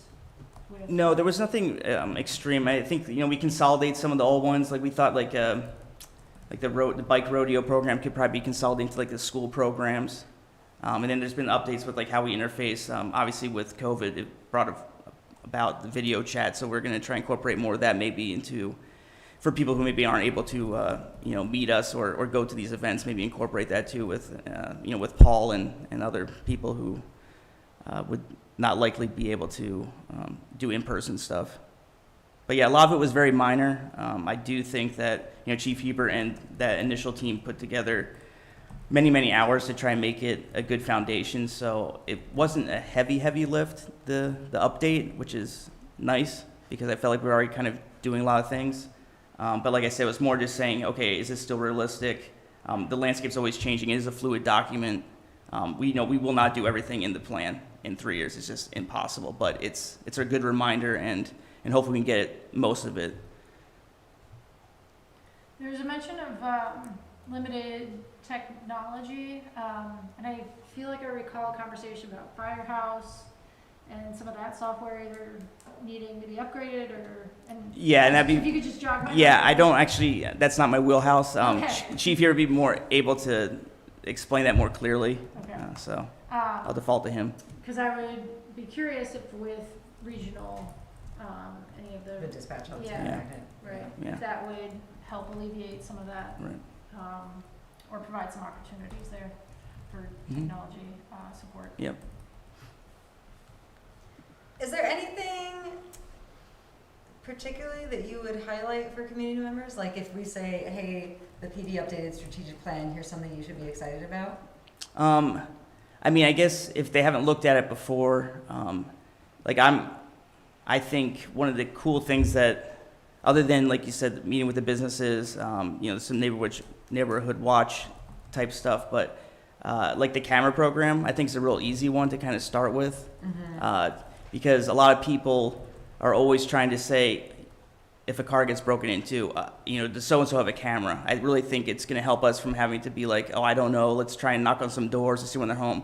If we can have that registry, it would be voluntary, obviously. I'm not trying to be Big Brother, but a voluntary registry, which I think would help engage the community to try and feel like they're helping, you know, their neighbors and us to, you know, at least get like a time frame. Maybe like if a car gets broken into, we can say, okay, it was at, you know, 2 a.m, and, you know, maybe a clothing description. And so we can kind of start focusing our patrol to say, hey, let's be on LeClaire Street at 2 a.m. because we've had 3 car breaks there. Let's focus on that. And if you see a guy or a female in a white T-shirt, you know, that kind of stuff. So I do think, you know, look it over. There is stuff for ways for the people to interface with us to kind of work as partners. But that's one of the ones I think is an easier lift for us starting off. Do the chief or any of the lieutenants or anyone on the force really engage on Front Porch Forum at all? I see neighbors all the time talking about cars that were broken into. Yeah, I know the chief does. I don't personally, Okay. but we are small and we're always talking, but I know the chief does. Do you mind if I just ask a couple questions about some of the objectives? Yes. Oh. Go ahead. The first one was actually about the community camera initiative. Those would still obviously require a warrant for you to access, correct? It would be a voluntary. So if it's like a doorbell, like a Nest doorbell, and they say you want to be part of this registry, and you want, because community members can provide their own property to the department if it aids in the investigation, so that there wouldn't be a warrant request for that. Gotcha, but you wouldn't be receiving their video just all the time, right? No. Only if, and they, like I said, it's a voluntary. Yes, If they of say, hey, I'd like to help out. If you guys need access to a video, if a crime happens in this area, here's my contact information. You can reach out to me. So I can say, oh yeah, I know Joe Smith has a camera in this area. We had a car break. I can call Joe and see if he has, and he could review the video himself and say, oh yeah, I see someone. If you like it, it could help out your neighbor. Great. That's all it would be. Awesome. Yep. Just wanted to clarify that. Let's see. Actually, with a couple of these I noted, and thinking with the regional dispatch, the Hello, How Are You program, Yep. as well as the social media. And this might be more general city, thinking about the upcoming loss of administrative support, especially for with some of these programs too. To Yep, make sure and that's why, that we're running. yeah, and that's why it's a fluid document, and we're trying to do the best to project where we're going to be. And you know, the Hello, How Are You program was something that we thought maybe was going to be a definite scrap. Gotcha. And then I think we talked to enough people, they thought there was a lot of value in that outside the PD. That makes sense. And, you know, we don't know for sure the complete, what that's going to look like if, you know, if we keep dispatch, it goes regionalized. But yes, that's certainly a good example of one of the things that you can't always be 100% sure what the future is going to bring. But it was enough to keep in there because community members thought there was value in that. And that's why it stayed. Well, and that's the type of feedback that you would want to consider during budgeting. Yeah, If you were that's losing my thought. admin, maybe you want to be budgeting for some admin, if there's enough Yeah. community demand for things Right. that would need support from admin. Right, yeah, and I think that was part of my thought too with the,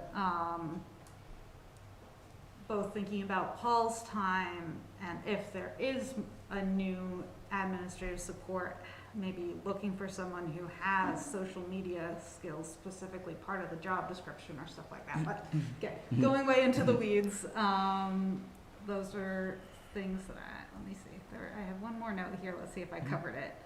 I was wondering if you could talk a little bit more about I think it was the emerging issues municipality team and kind Is of. it the multidisciplinary team? Yes. Yeah. So I was at, not to go too far back, this is nothing novel, but I used to work at Cousy, which is the chain, you know, for special investigations. And every month we get together with, so it'd be like detectives, police officers, and it would be like DCF, and it would be a lot of other entities that had a common goal or stake in the people we were dealing with. And I've always kind of wanted to bring that to Winooski. And we've already started to partner, obviously, with like community outreach, which deals with like a lot of mental health issues, homelessness. And I thought, or we thought as a group, that maybe this could be something that we could bring to Winooski to kind of deal with our, you know, thinking outside the box kind of stuff that's, you know, a lot of gray area and stuff that bleeds into not only police work, but a lot of social services, outreach and stuff like that. So I do think there's value in that. Again, it's time. Everyone has meetings and there's multiple MDTs throughout the county that take place monthly. But if we could figure out a way to coordinate with our partners and stakeholders to bring that here, that I think it's a win for us. Definitely, yeah, I like the idea, and I think we've already seen the results of engaging with those other members. I'm wondering if people might like, if stuff does move forward, that this isn't causing people to go into the system, if they are interacting with these outside folks. Correct. I mean, that's the goal. Yeah, awesome. Given that you already anticipate there's more on your plate here than you'll be able to accomplish, are you looking to council for any recommendations on things that? I mean, like I said, this document is about how to serve Winooski the best. So we're always open for suggestions. And if council has suggestions moving forward, even like I said, within this document or this, you know, these 3 years, you know, we're certainly trying just to be the best we can. Thank you.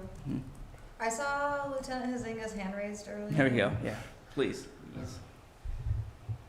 Hi, everybody. Can you hear me? Yeah, we can.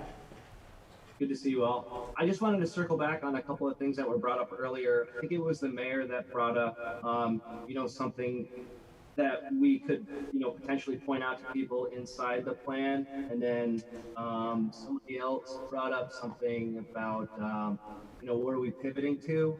I think a couple of things that should be noted is our recruitment and retention. Our recruitment has been phenomenal. I think we're in a great place as far as recruitment, and we've hired some really, really, really good officers in the last 24 months. I feel really good about where we are in the recruitment, and I think that's a testament to the city and to our department. People really want to come work here, and I think that's great. So circling back to the pivot point, I think as an agency, we're going to have to figure out, pivot from the recruitment side to the retention side. And I think that's going to be a big focus in the next 3 years.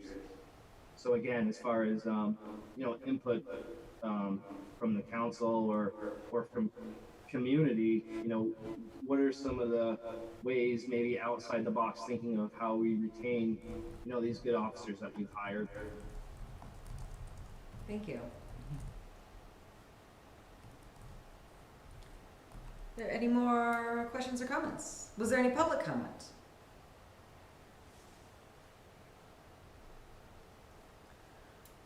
I only have, in recent events, there have been quite a number of bike thefts happening in the area, so I would highly support getting a bike registration program off the ground to assist efforts. Yes.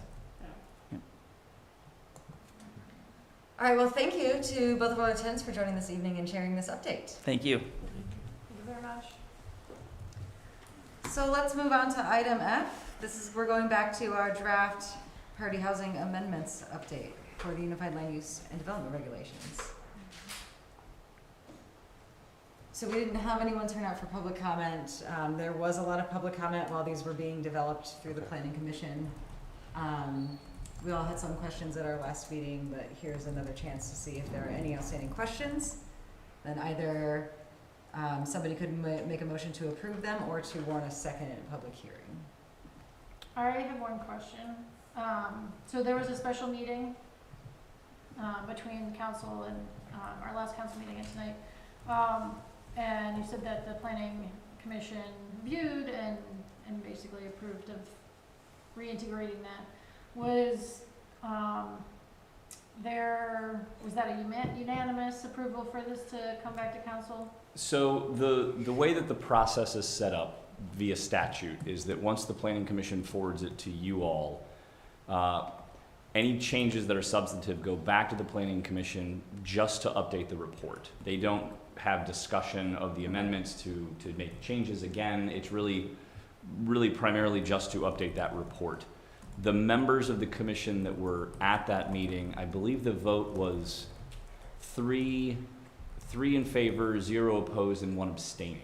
Okay. The original vote, when they voted to forward this on to you, was, I believe, 3 in favor, 1 opposed. The chair does not vote unless he needs to break a tie. So the member that voted against sending this forward to you abstained from voting at the last meeting. Okay.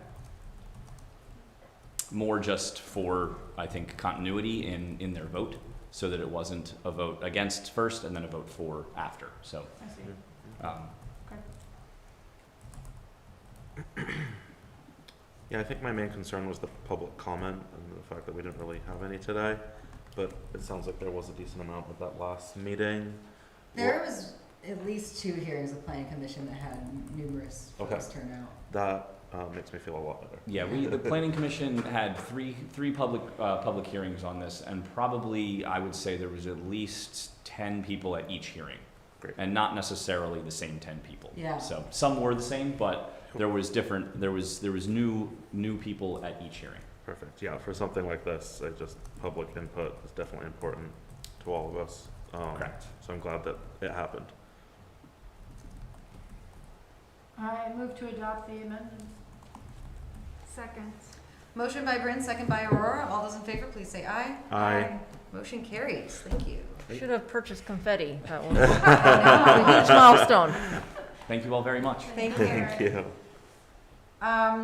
With that, I'm gonna call a 5-minute break. Reconvene at 7:55. I'll call this meeting with City Council back to order. We are on item G. This is on for discussion or approval. It is the new treasurer appointment. Is Angela with us? Welcome. I am. So the mayor is well aware of all of this because she was involved in the interview process of the new treasurer. We had heard from Alex a couple of months ago that he no longer wished to serve, and in addition, the job description requires that the council seek new applicants every 3 years. We publicly advertised. We received a few applications from qualified applicants. We interviewed John Fenney a couple of weeks ago. He's very qualified, currently works in the accounting department at a local college, and he's very interested in doing this work. He's done side work as a bookkeeper for other institutions previously, but happy to get him on board. Yeah, and he was very qualified financially, or expertise-wise, and I also felt through the interviews that he could do a good job of translating complex financial information to us and to the public. Perfect. He wasn't able to join us, right? He's not here. Yeah. All right, so the ask is tonight, if you have any questions or concerns, or if someone wants to make a motion to approve the appointment. I have confidence in your recommendation. I move to approve. Second. Motion by Bryn, second by Thomas. All those in favor, please say aye. Aye. Motion carries. Thank you. So moving on to item H, which Angela will stay with us for. This is on for discussion approval, COVID Business Recovery Award recommendations. So second round of the COVID business recovery grants ended in late July. We received a total of 5 applications, although we did receive some interest from other businesses that were not eligible to apply because they did not exist in 2019 and could therefore not show revenue loss. The Finance Commission met last week to review the applications and score them. There wasn't really any prioritization that had to happen because we had fewer applicants than we had total monies available. We did, during review, determine that we believe applicant B is not an eligible applicant, as they did not have any revenues during 2019, so therefore could not have experienced revenue loss. All other applicants were eligible applicants and scored enough to be recommended for approval. We did make one condition for, I believe, applicant D, that we were going to make sure that they understood the uses of the funds based on some of the comments that were made in their application. In addition, the Finance Commission wanted to make a recommendation to council that some sort of consideration of a program be made for applicants that started their businesses in 2020 or after, not anticipating that the pandemic would last as long as it did. Thank you, Angela.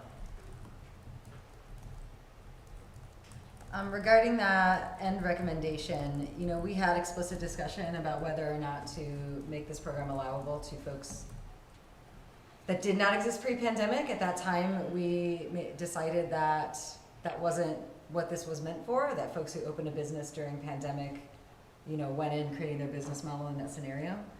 I think if we wanted to revisit that, we should do that during the, Next round.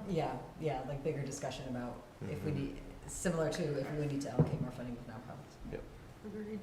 Agreed. I will note that we had, I think, at least 4 applicants that would fall into that category, people who had reached out and trying to determine if they would be eligible for funding. And it looks like all but one of the applicants is requesting the maximum amount. That is correct, and I believe that the applicant who is not requesting the maximum amount is the one that was not recommended for award. Okay. Yeah, so from the commission, they are recommending the award for 4 of these applicants.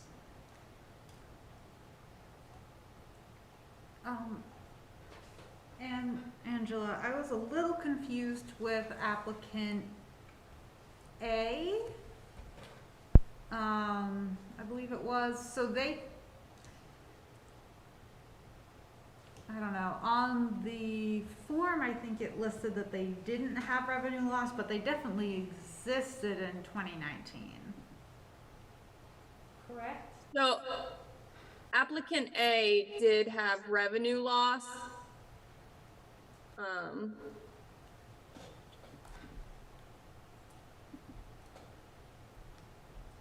I think they all had revenue. It's negative 100% revenue loss. They closed for the entirety of 2020.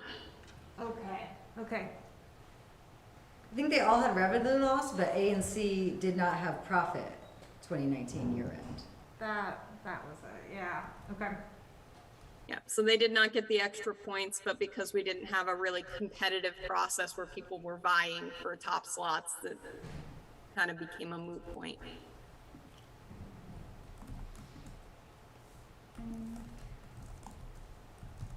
Yeah, I might be a little confused with the attachment. So applicant D, what was the revenue loss for 2020? Or did they only represent 2021? They only provided tax records for 2021. So if it's a grayed area, they provided no information and it wasn't required. Okay. But for applicant B, they did not have any revenue in 2019 and so did not have a revenue loss. Got it. Okay.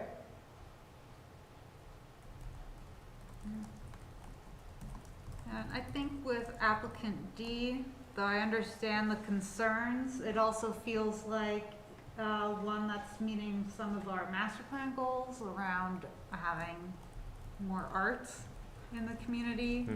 So I think as long as they understand the clarification, that's certainly a business we want to support. And the commission didn't have any problem with recommending applicant D, correct? Nope. The only one not being recommended for approval was applicant B. All others were recommended for approval.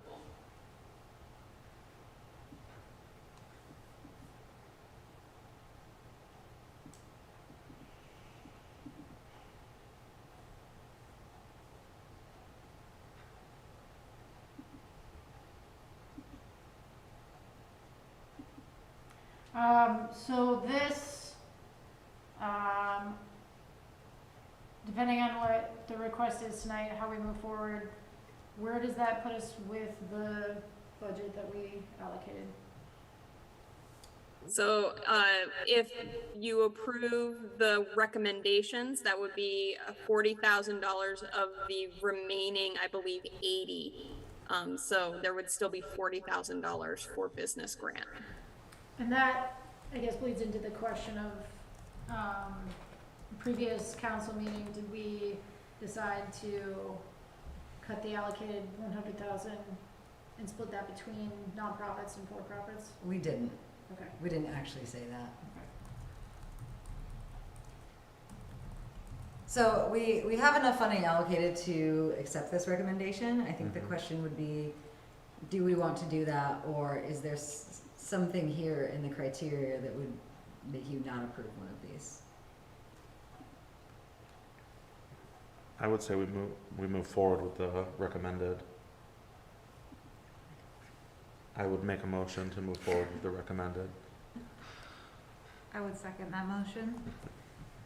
So motion to approve by Thomas, second by Aurora. All those in favor, please say aye. Aye. You said aye? I did. I thought I heard that. Okay, then motion carries. Try to keep you guys in there. Yeah. Thank you, Angela. You're welcome. So let's move on to item E. This is on for discussion, a memo about eviction protection from Councilor Renner. Would you like to give us an overview? So this is something that Councilor Duncan and I had discussed. He obviously isn't here, but was happy for us to move forward with the discussion. As we all know, the events that happened at 300 Main have kind of spurred a lot of staff, ourselves, the community, to wonder what council would be able to do to protect renters in, hopefully never again, but a situation like that, or even smaller eviction situations, given the fact that the city is mostly renter occupied and not owner occupied. Our friends across the river in Burlington passed a just cause eviction framework and Councilor Duncan and myself's suggestion would be to possibly mirror the same framework, seeing as it was approved by the legislature. The legislature modified what Burlington had originally submitted. It again was approved overwhelmingly. It seems through discussions with our local representatives that it would be approved by the next legislature as well, and likely be able to pass the governor's desk. So really what we would like to discuss tonight is, one, if that's something that the rest of the councilors would like to engage in, and then the approach that we would take. Would it be something that we would have Housing Commission look at, Charter Commission look at, and kind of the type of public engagement that we would need for something like this. Ideally, we would like to put this to the voters for the November 8th voting season.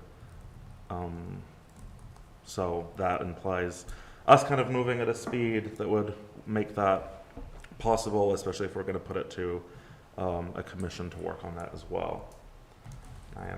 We attached some articles as well as the bill that was passed by the legislature for you all to look at as well. So happy to answer any questions and get discussion started. So 2 quick follow-ups. Certainly. I had asked Elaine to look at the timeline because of the process of public hearings and formulating language. November 8th is out of the question. Okay. Town meeting day would be tight. I think at best we would have 3 months of outreach available. It is something we could consider. I know there's going to, staff would like some more time to think about this as well for recommendations. I did run this by the housing partners that we initially engaged through the 300 Main Street. They're happy to continue engaging us on this. You know, so when we think about outreach for an issue like this, we've talked about this before, we want to include tenants, landlords, service providers. One thing that group flagged was that eviction with cause disqualifies you from obtaining a housing voucher in the future. So sometimes when they have safety issues with a tenant, they would do a no-cause eviction so the person could get back into the program eventually. They didn't feel that should preclude us from exploring it further, but we should be aware of that. And that we might also, several things.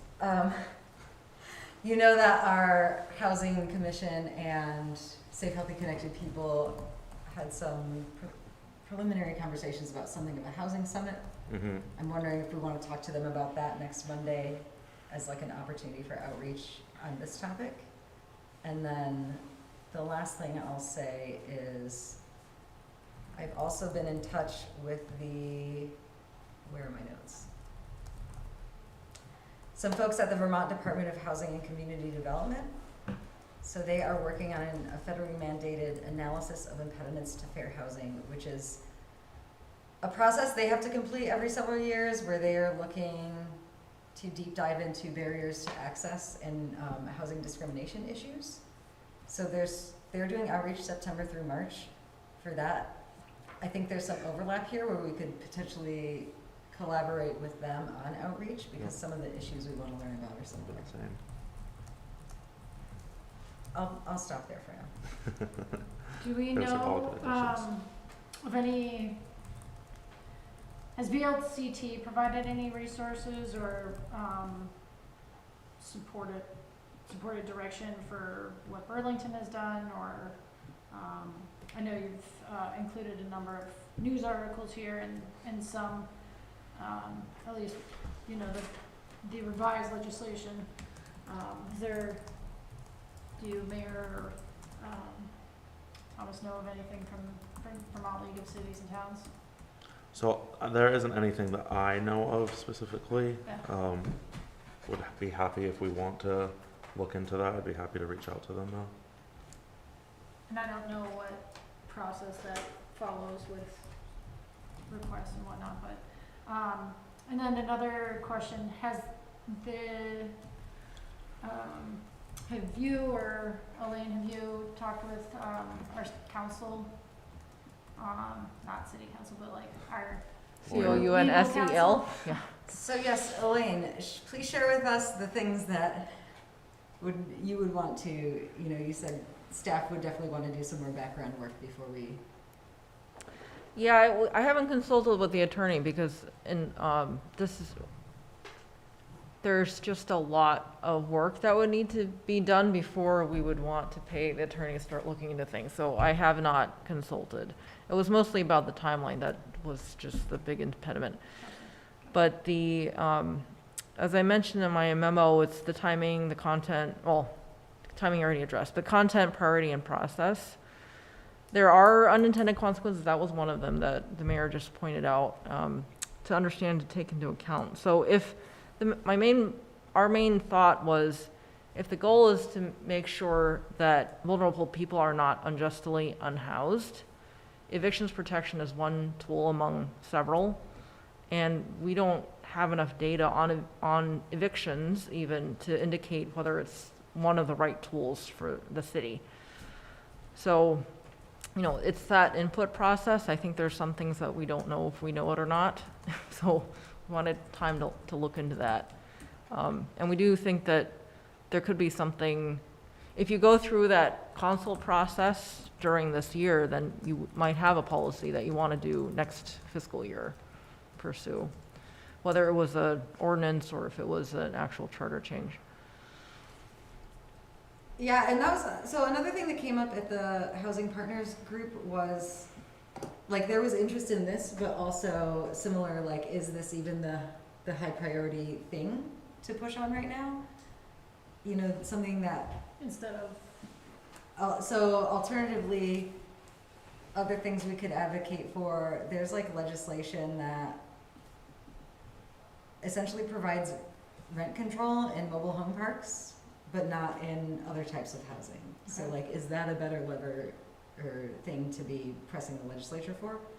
And so I think if we did go through a commission process of listening, perhaps like that would set us up better to know what is the thing we should be most focused on. In addition to, if we pursued one strategy or another, what are those consequences we haven't thought about yet?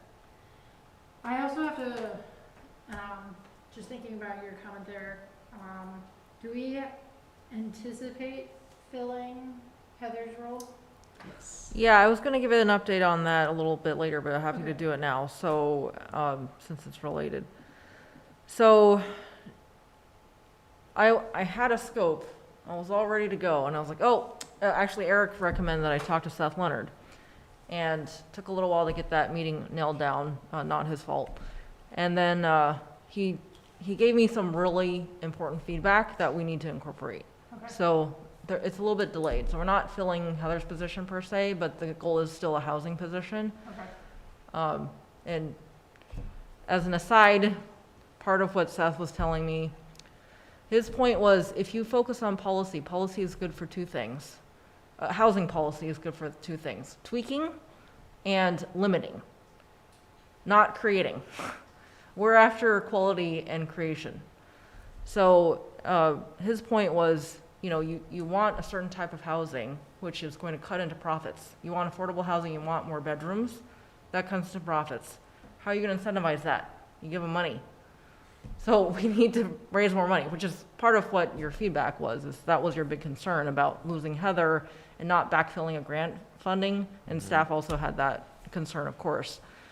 But having a position that was focused just on policy forever was not going to work for that. So that's some of the cleanup that I want to incorporate. Gotcha.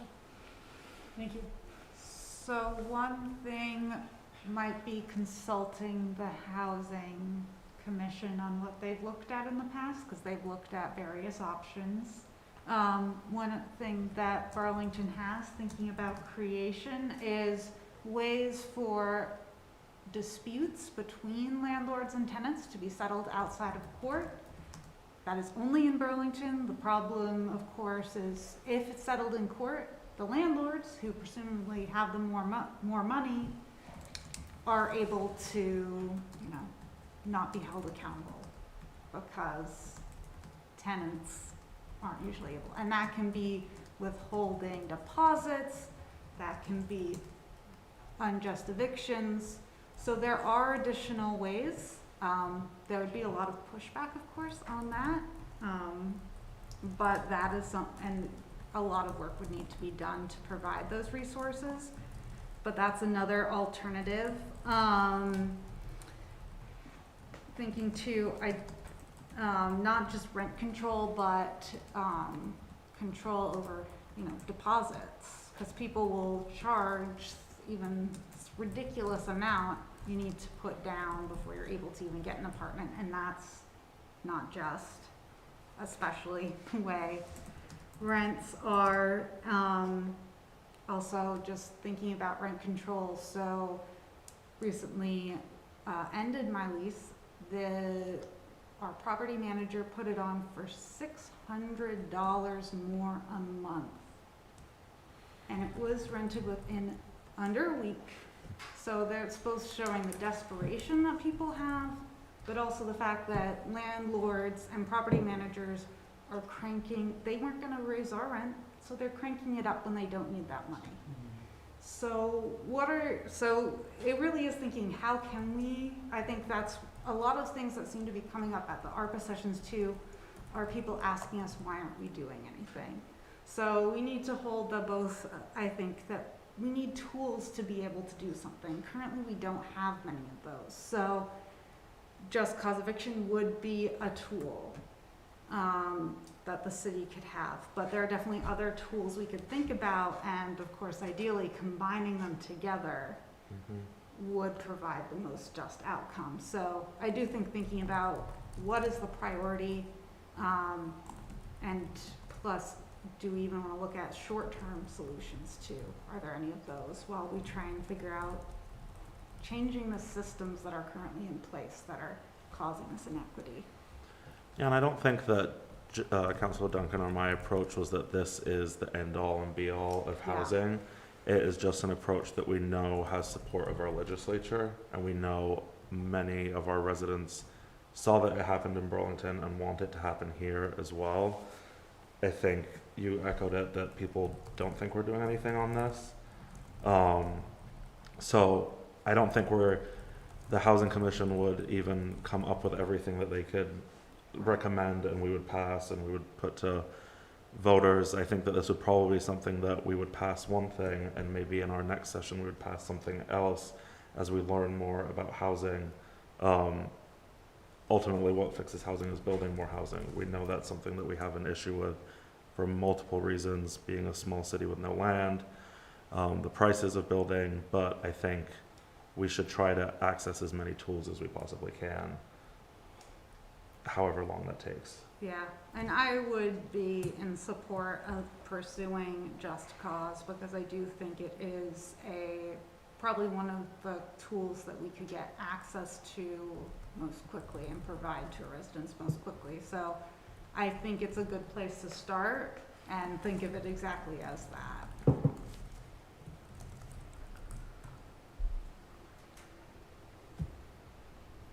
So, well, is there any public comment? I see someone joined us. No. Any public comment on Zoom? Eric, do you want to say anything?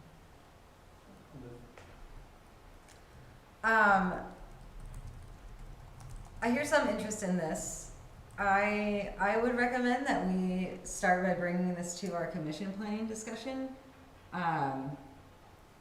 Because even if the council is interested in pursuing Burlington's language for just cause eviction to send to the legislature, I think we have to do a significant amount of due diligence here in Winooski with renters, landlords, property managers to understand what that is before we would put anything forward. Yeah, and I think that's something to really consider, and that might have lacked in the past, is actually engaging the people this affects most in the conversation from the start will be really good.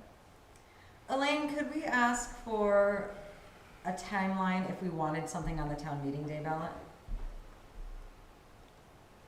Yes. the tricky bit is the input, right? So you could have technically, if you had language that you had warned today, you could have gotten on the ballot. But that implies that you didn't listen to any input between now and then. So it depends on what comes up, right? The timing is like you need 30 days between the two hearings and you need a couple days to warn that in time. So in theory, you could do it in 60 days, but then you want the attorney to be writing, or if it's really a charter change, you need the attorney to write the charter change language to make sure it's all consistent, internally consistent, and consistent across your regulations. And that, I don't know how long they would need for that. And you want time to consult the public. So the 60 days is like the bare bones. And then you want to just think about how much input you would want and how long that would take. Yeah, because if we warned it, got significant input, wanted to change the language, we have to go through the process again. Exactly right. So I guess maybe we don't require that right now. Maybe talking to our chairs about what a process could look like. Yeah, and I think. Aren't there several options? We could, as a council, put forward that it is on the ballot, but as you said, that doesn't get a lot of input. We could look into or see if there might be interest in gathering enough signatures to put it on the ballot. So that might provide. We wouldn't do that. Residents would do residents would need to take that initiative to gather enough signatures to put it on the ballot. So that might be one where you get at least a little bit more input. But still, there are lots of questions around that. Or we go through the charter change committee. Is that? Yes, those are all options. Staff is extremely concerned about unintended consequences without properly vetted language and idea generation. Yeah, and one thing to be mindful of is, I don't know the specific differences, but what Burlington voters approved and what the legislature actually approved were different. And there were differences there, and I haven't looked into why or what they were. And I think that's why we reference looking at the language that was actually approved as opposed to what Burlington submitted first, so that we can, and we don't have to use that exact language, but I think it's a good place to start to understand what the legislature accepted. And then if we find that our commissions and the public disagree with that language completely, well then, of course, we would write something else and submit it and see if the legislature approves it. The reason, again, we reference that language is we know it's approved and we know the legislature was fine with it. Yeah. Well, to be clear, the legislature did approve it, the governor vetoed it, the legislature did not overturn that veto. There is a big turnover happening in the legislature this year. It's not the same people. We can't guarantee the same governor. Right. So yeah, I don't think that should necessarily be taken into account just due to that turnover. It could definitely go through, but I do think probably engaging with the legislators and why they made the change that they did, thinking about those unintended consequences too. Did they take that into account when they changed that language? And was it unintended consequences for the tenants or unintended consequences for the landlords? Because we do have a lot of landlords in both the House and the Senate. Do you mind if I interrupt for a minute? There's a distinction, and it is a spectrum, but there's a distinction to be made between irresponsible landlords and responsible landlords. Yes. And I'd be more concerned about the unintended consequences on the responsible landlords. Mm-hmm. Yeah, and I mean, this is why I think we need to start with outreach to hear issues. Like, there's got to be thresholds of small owner-occupied landlords versus very large multi-unit owner. Like, and there are various scenarios to think about and very different experiences in like the landlord-tenant relationship, which we've brought up before. Yeah, around no, this. 100%. And I circle back around that. Ideally, we would have dated to reflect on for Winooski and not proxy data. Yeah, that's true. Obviously, I don't want to diminish the true lived experiences of our residents. it just helps build the context and the framework for what that lived experience is, the need, and it also helps inform the way we may want to draft our policy differently to protect our community than the way Burlington does, because we are a different community than Burlington. And we do have unique resource demands and unique resource needs of our community. So I think aiming for town meeting day feels more reasonable for gathering input. I would want to look at some other alternatives that can provide some shorter term opportunities and protections. I do think it would be good to, hopefully we can get the housing summit on the schedule and move forward so that we can have that as a space where we can gather additional ideas for what's shorter term, what's something that we want to work towards for the next fiscal year and beyond, because it is going to be, it's an ongoing conversation. It's not like a one and done type of thing. We solved all the housing problems. Yeah, no, not that easy. So I would say I would like to revisit this with, put it on the agenda hopefully for our meeting on Monday. I don't know what that looks like yet. And prioritize the housing summit conversation for this fall, with an eye towards hopefully we can have something as we look towards town meeting day. Obviously, we have a new city manager that's going to be going through budget process for the first time. We do have some staff constraints, so I would imagine that if we focus on this, there are other priorities that will have to come off the list. Correct. Yeah, so to be clear, on Monday, we are not having a city council meeting on Monday specifically. It's not a regular city council meeting. We are meeting with the chairs of each of our commissions to talk about priorities in their work plans and where they want to collaborate. I think we should have a conversation with them about how to do outreach around housing issues to the different stakeholders we've discussed. I don't know if we want to. I would recommend that not being specifically focused on no-cause eviction and instead be general listening around broader issues and ask for their input. Housing Commission has done a lot of policy study in the past. They might have thoughts about where to focus that. I would ask them to come up with questions. I think we can also weigh in, but what are the questions you want to ask or the data you want to see moving towards this? And if we do decide at a future meeting, so this is a discussion item tonight, this isn't on for vote. If we decide at a future meeting that we wanted to pursue something on a ballot on town meeting day, then we have to revisit strategies and priorities and take something off. Right. And I think even without that, we've been trying to do listening for ARPA. We haven't done any for TIF or for budget season. There's that feels very not likely to happen at this point.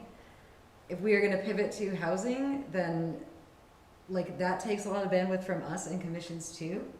And we need to be mindful of the community's ability to engage on initiatives, right? We really can't be focusing on more than one high priority issue at a time. And so I just want to put that out there before we start.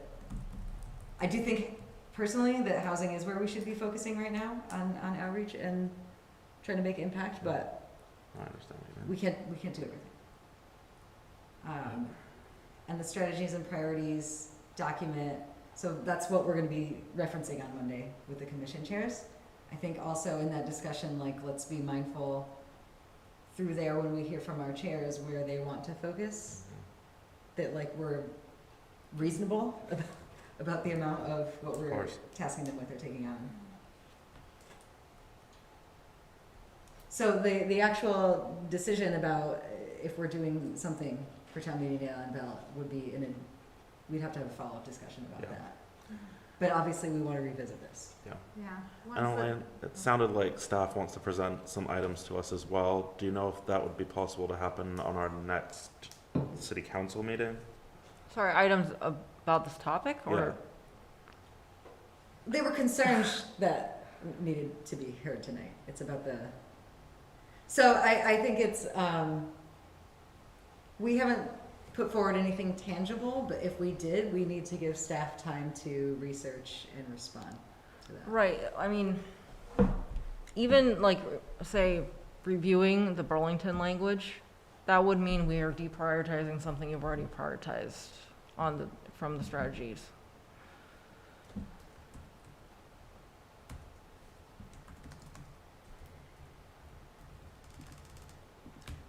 So ahead of the Monday meeting, we are just gonna be sharing out the strategy and priority document for, make sure everyone has it fresh on their mind. Yep.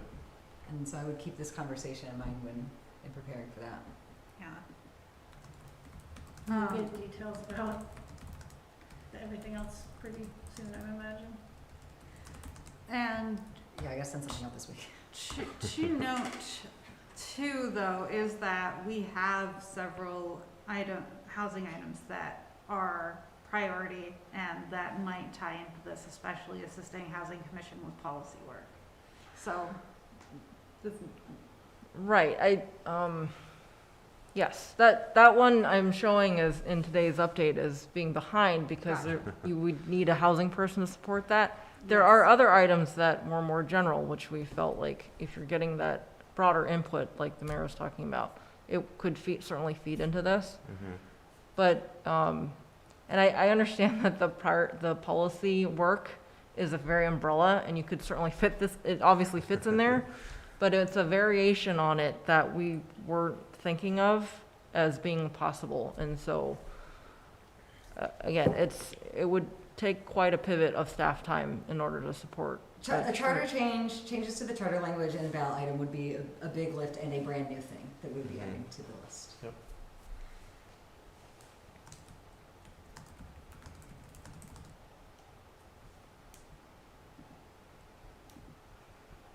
Are there any final thoughts? I don't think it's a no, so just to put We- some it's air. not- Yeah, it Just sounds not- like Yeah, there's still a conversation. I guess I just wonder, when we have our meeting on Monday, if the Housing Commission says, yeah, we like this idea, I mean, not specific, and then we have all of these other ideas, something's gonna have to come off of the priorities anyway. So it's sounding very much like this is gonna be a lot of work and it's gonna knock something else off. But if on our meeting we deem that it's something that's necessary, are we okay putting efforts towards it, or is it still sounding like efforts are not gonna be able to be moved? Well, if this is what we and our commissions choose to move forward, that's all they're gonna be focused on, right? They won't be able to do another thing Yeah. until that's done.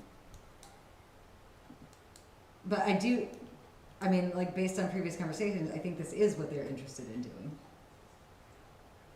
And what we have talked about. But, okay, then also as a flag about not having support staff for our housing commission specifically, you know, when we think about the level of outreach that we should be doing, Mm-hmm. we need to think about the burden on our commissioners and also ourselves, what we are willing to put forward, because we Yep. don't have much staff capacity to be organizing events for us and things like that. and I think I just want to be able to have some space to, what are some additional options? What are some additional supports? Rather than kind of having tunnel vision on like, this is the only Totally. support that we can offer. And Yeah. we need to move this as quickly as we can.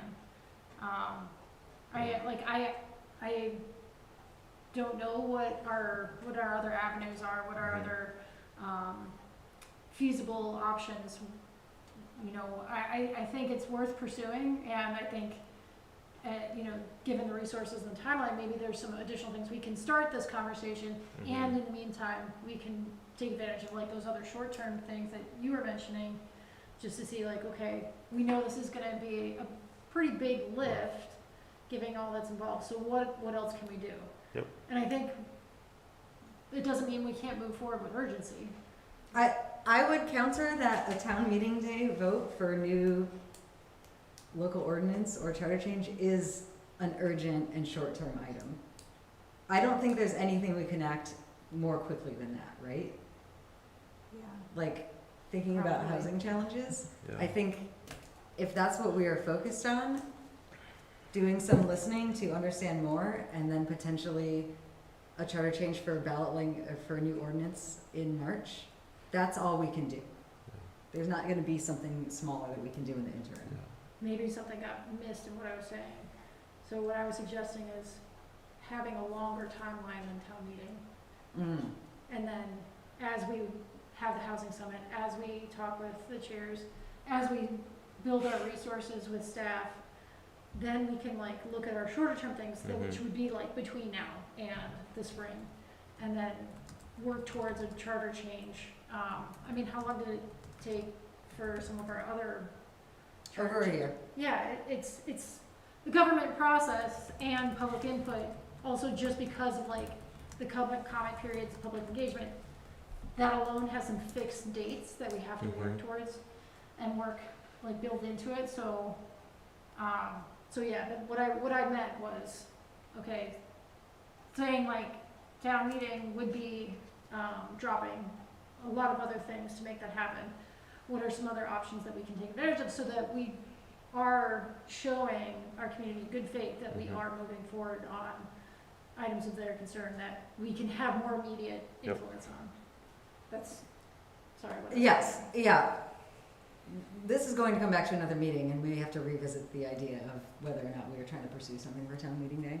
Like, that's a conversation you're having. Yep. I do want to say that we did just tonight approve really important regulatory changes that can help incentivize creation of additional housing to meet some of our needs. Obviously not going to be an immediate or huge impact, but it is something within local control. And I think that's something that we need to communicate and do through listening and outreach as well, is like how little our local control over the housing landscape is limited, right? That's why Burlington is going to the legislature for certain things. And one thing I wonder too is, can we leverage work that is already being done by nonprofits? Like, I know Rights and Democracy did a lot of work in Burlington, and that might have been more like outreach, but do they potentially have resources that we could use? I feel like this is just coming back to like, we need to talk to our commission chairs and hear from them how they might want to engage or approach a listening and learning. Anything else? I'm good. It was up for discussion. We've discussed. I'd like to, I guess my fear, I just don't want this discussion to end here. It does not end here. Yeah. This will come back for sure. And thank you for raising it up. Well, can I ask for guidance? So I don't think there's any staff guidance at the moment. I don't think there's any next steps for you right now. Okay. We want to have this conversation at the commission, with the commission chairs, about what listening and outreach would look like. I think that informs, or they subsequently, in their own discussion, inform what are the questions we're trying to ask or data we're trying to look at. How do we, if we want to look at this ballot language, how do we approach it? I don't think we have any decisions on that today, or should make those yet. Okay. But keep working towards the new position, the new hire. Indeed. Okay, we will return to this at a future meeting. Item J, Green Mountain Transit appointments. Oh, there's nothing linked in the memo here. So we appoint a member to the Board of Trustees or Board of Commissioners for Green Mountain Transit to represent Winooski. We also appoint an alternate to 3-year terms. Our current serving member is Austin Davis. He has been in the role for the past 3 years. I think has served us well and is actually moving into the board chair or president, I'm not sure what term they use, role, which I think is good for Winooski. I am recommending his reappointment. And then We had, Thomas, you helped me interview a candidate for the alternate position. So the alternate is non-voting but is participatory in the board. And are recommending Eric Covey. He formerly served on this council. He was a part of our charter commission, and is actually a daily writer on public transportation. We don't have the packets here for your, or the applications or whatever, but if there's any questions. How long is the appointment? 2 years? 3 year terms. 3 year terms. Yeah. Did you ask him how much he uses GMT? He said he's a daily writer. Daily, yeah. He was actually late to our interview because the bus was late. So That's how he knows. he has experience with the issues that the bus encounters, and he also, something that you'll probably find interesting, he acknowledged the privileges that he has in riding the bus as well, because he takes his car to the bus stop that he goes to. That's something that he has very focused on his mind, is that there is a range of people who utilize GMT and not everybody approaches it in the same way. So I really liked his approach in equity and diversity that used the bus. Yeah, they have a committee too on that, Justice, Yep. Equity, Diversity, and Inclusion, that he was interested in participating in as part of the role. I have no concerns. Would someone like to make a motion to approve the GMT appointments? So moved. Second. Motion by Bryn, second by Thomas. All those in favor, please say aye. Aye. Motion carries. Thank you. We are on to item K, housing update. Yep, so from the Council Policy Priorities and Strategies retreat, you settled on 9 housing-related strategies. 4 were must-dos, 2 were recommended, and 3 were new ideas pending additional resources.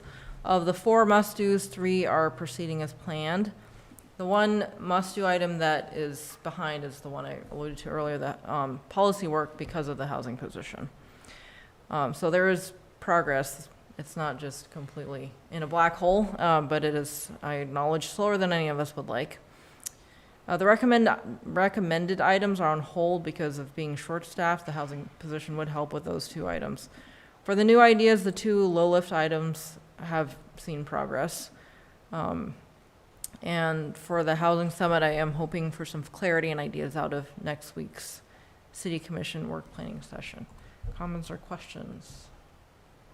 Yeah, to be clear, I know there's been these conversations about a housing summit, but it has never been articulated exactly what that is and what the goals and outcomes should be. So that's what we need to figure out. Yeah, I think the initial idea arose out of something Burlington did, so it would be possibly using that as a template. But of course, as we just discussed, Winooski is very different from Right. Burlington. And that conversation came up in a joint meeting in May, or was it June? I think May, it was a while ago. Yeah, I think it was May. Any questions about anything on here? It's nothing surprising to me.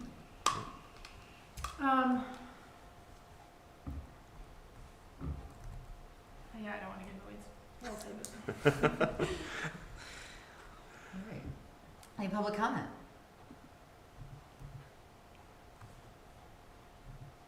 Okay. All right, so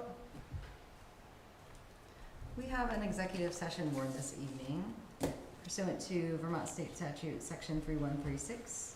Records exempt from access to public records provisions. Information in any files relating to personal finances as listed in 1 VSA Section 317C7. I am looking for a motion finding that we should have this discussion in executive session. It is related to Housing Trust Fund application. Who are we inviting? Inviting Angela Aldieri and Elaine Wong. So moved. Second. Do you want to, No, wait. sorry, Oh, no, what were you gonna say? you want to motion both? Yeah, so I was saying, Okay. first I need a motion to find that we should have this in executive session. So motion and second. Motion by Aurora, second by Bryn. All those in favor, please say aye. Aye. And then motion to enter into executive session with Elaine and Angela. Second. Motion by Bryn, second by Thomas. All those in favor, please say aye. Aye. Motion carries. Uh, Is there more? Did you want to go into executive for both topics? Can we do that? Yes, you can say you're entering for both reasons. Okay. So let me back up a minute. We have 2 executive sessions warned, actually. So the first one, I already said, was about financial records. The second one is related to state statute, section 3133, appointment or employment or evaluation of a public officer or employee. So I'm seeking a motion to discuss these 2 items alone in executive session. I'm seeking a motion to find that we are allowed to have these 2 discussions in executive session. So moved. Second. Motion by Bryn, second by Thomas. All those in favor, please say aye. Aye. Motion carries. And so now I'm seeking a motion to enter into executive session to discuss these 2 items alone. We will invite Elaine Wong and Angela Aldieri. Angela will depart before the second discussion begins. So moved. Second. Motion by Thomas, second by Bryn. All those in favor, please say aye. Aye. Motion carries. We are going to enter into executive session to discuss these 2 topics only. No other business will be discussed. We'll return from executive session to take any action, voting or approval. Do you want to relocate or clear out in here? Were you joining for a specific reason? I think I missed the agenda item, but if you had a minute after I answer questions, you might be able to answer. Sure. Okay, well, if you want to go in the offices, and then we could invite the CVTV to wait in the lobby, if that's all right? Thanks.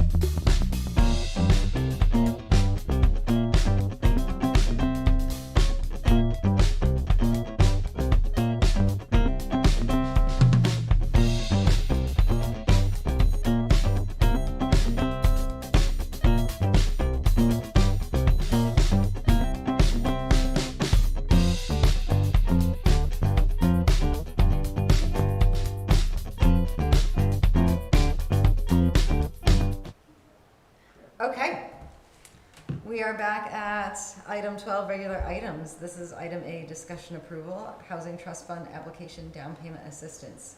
So we reviewed an application for Housing Trust Fund down payment assistance funding during our executive session. Can I entertain a motion to approve this application contingent on credit approval from Opportunities Credit Union and a certificate of occupancy from the city? So moved. Second. Motion by Thomas, second by Aurora. All those in favor, please say aye. Aye. Motion carries. That brings us to the end of this evening's agenda. Do I have a motion to adjourn? I move to adjourn. Second. Motion by Bryn, second by Aurora. All those in favor, please say aye. Aye. Motion carries. The meeting is adjourned.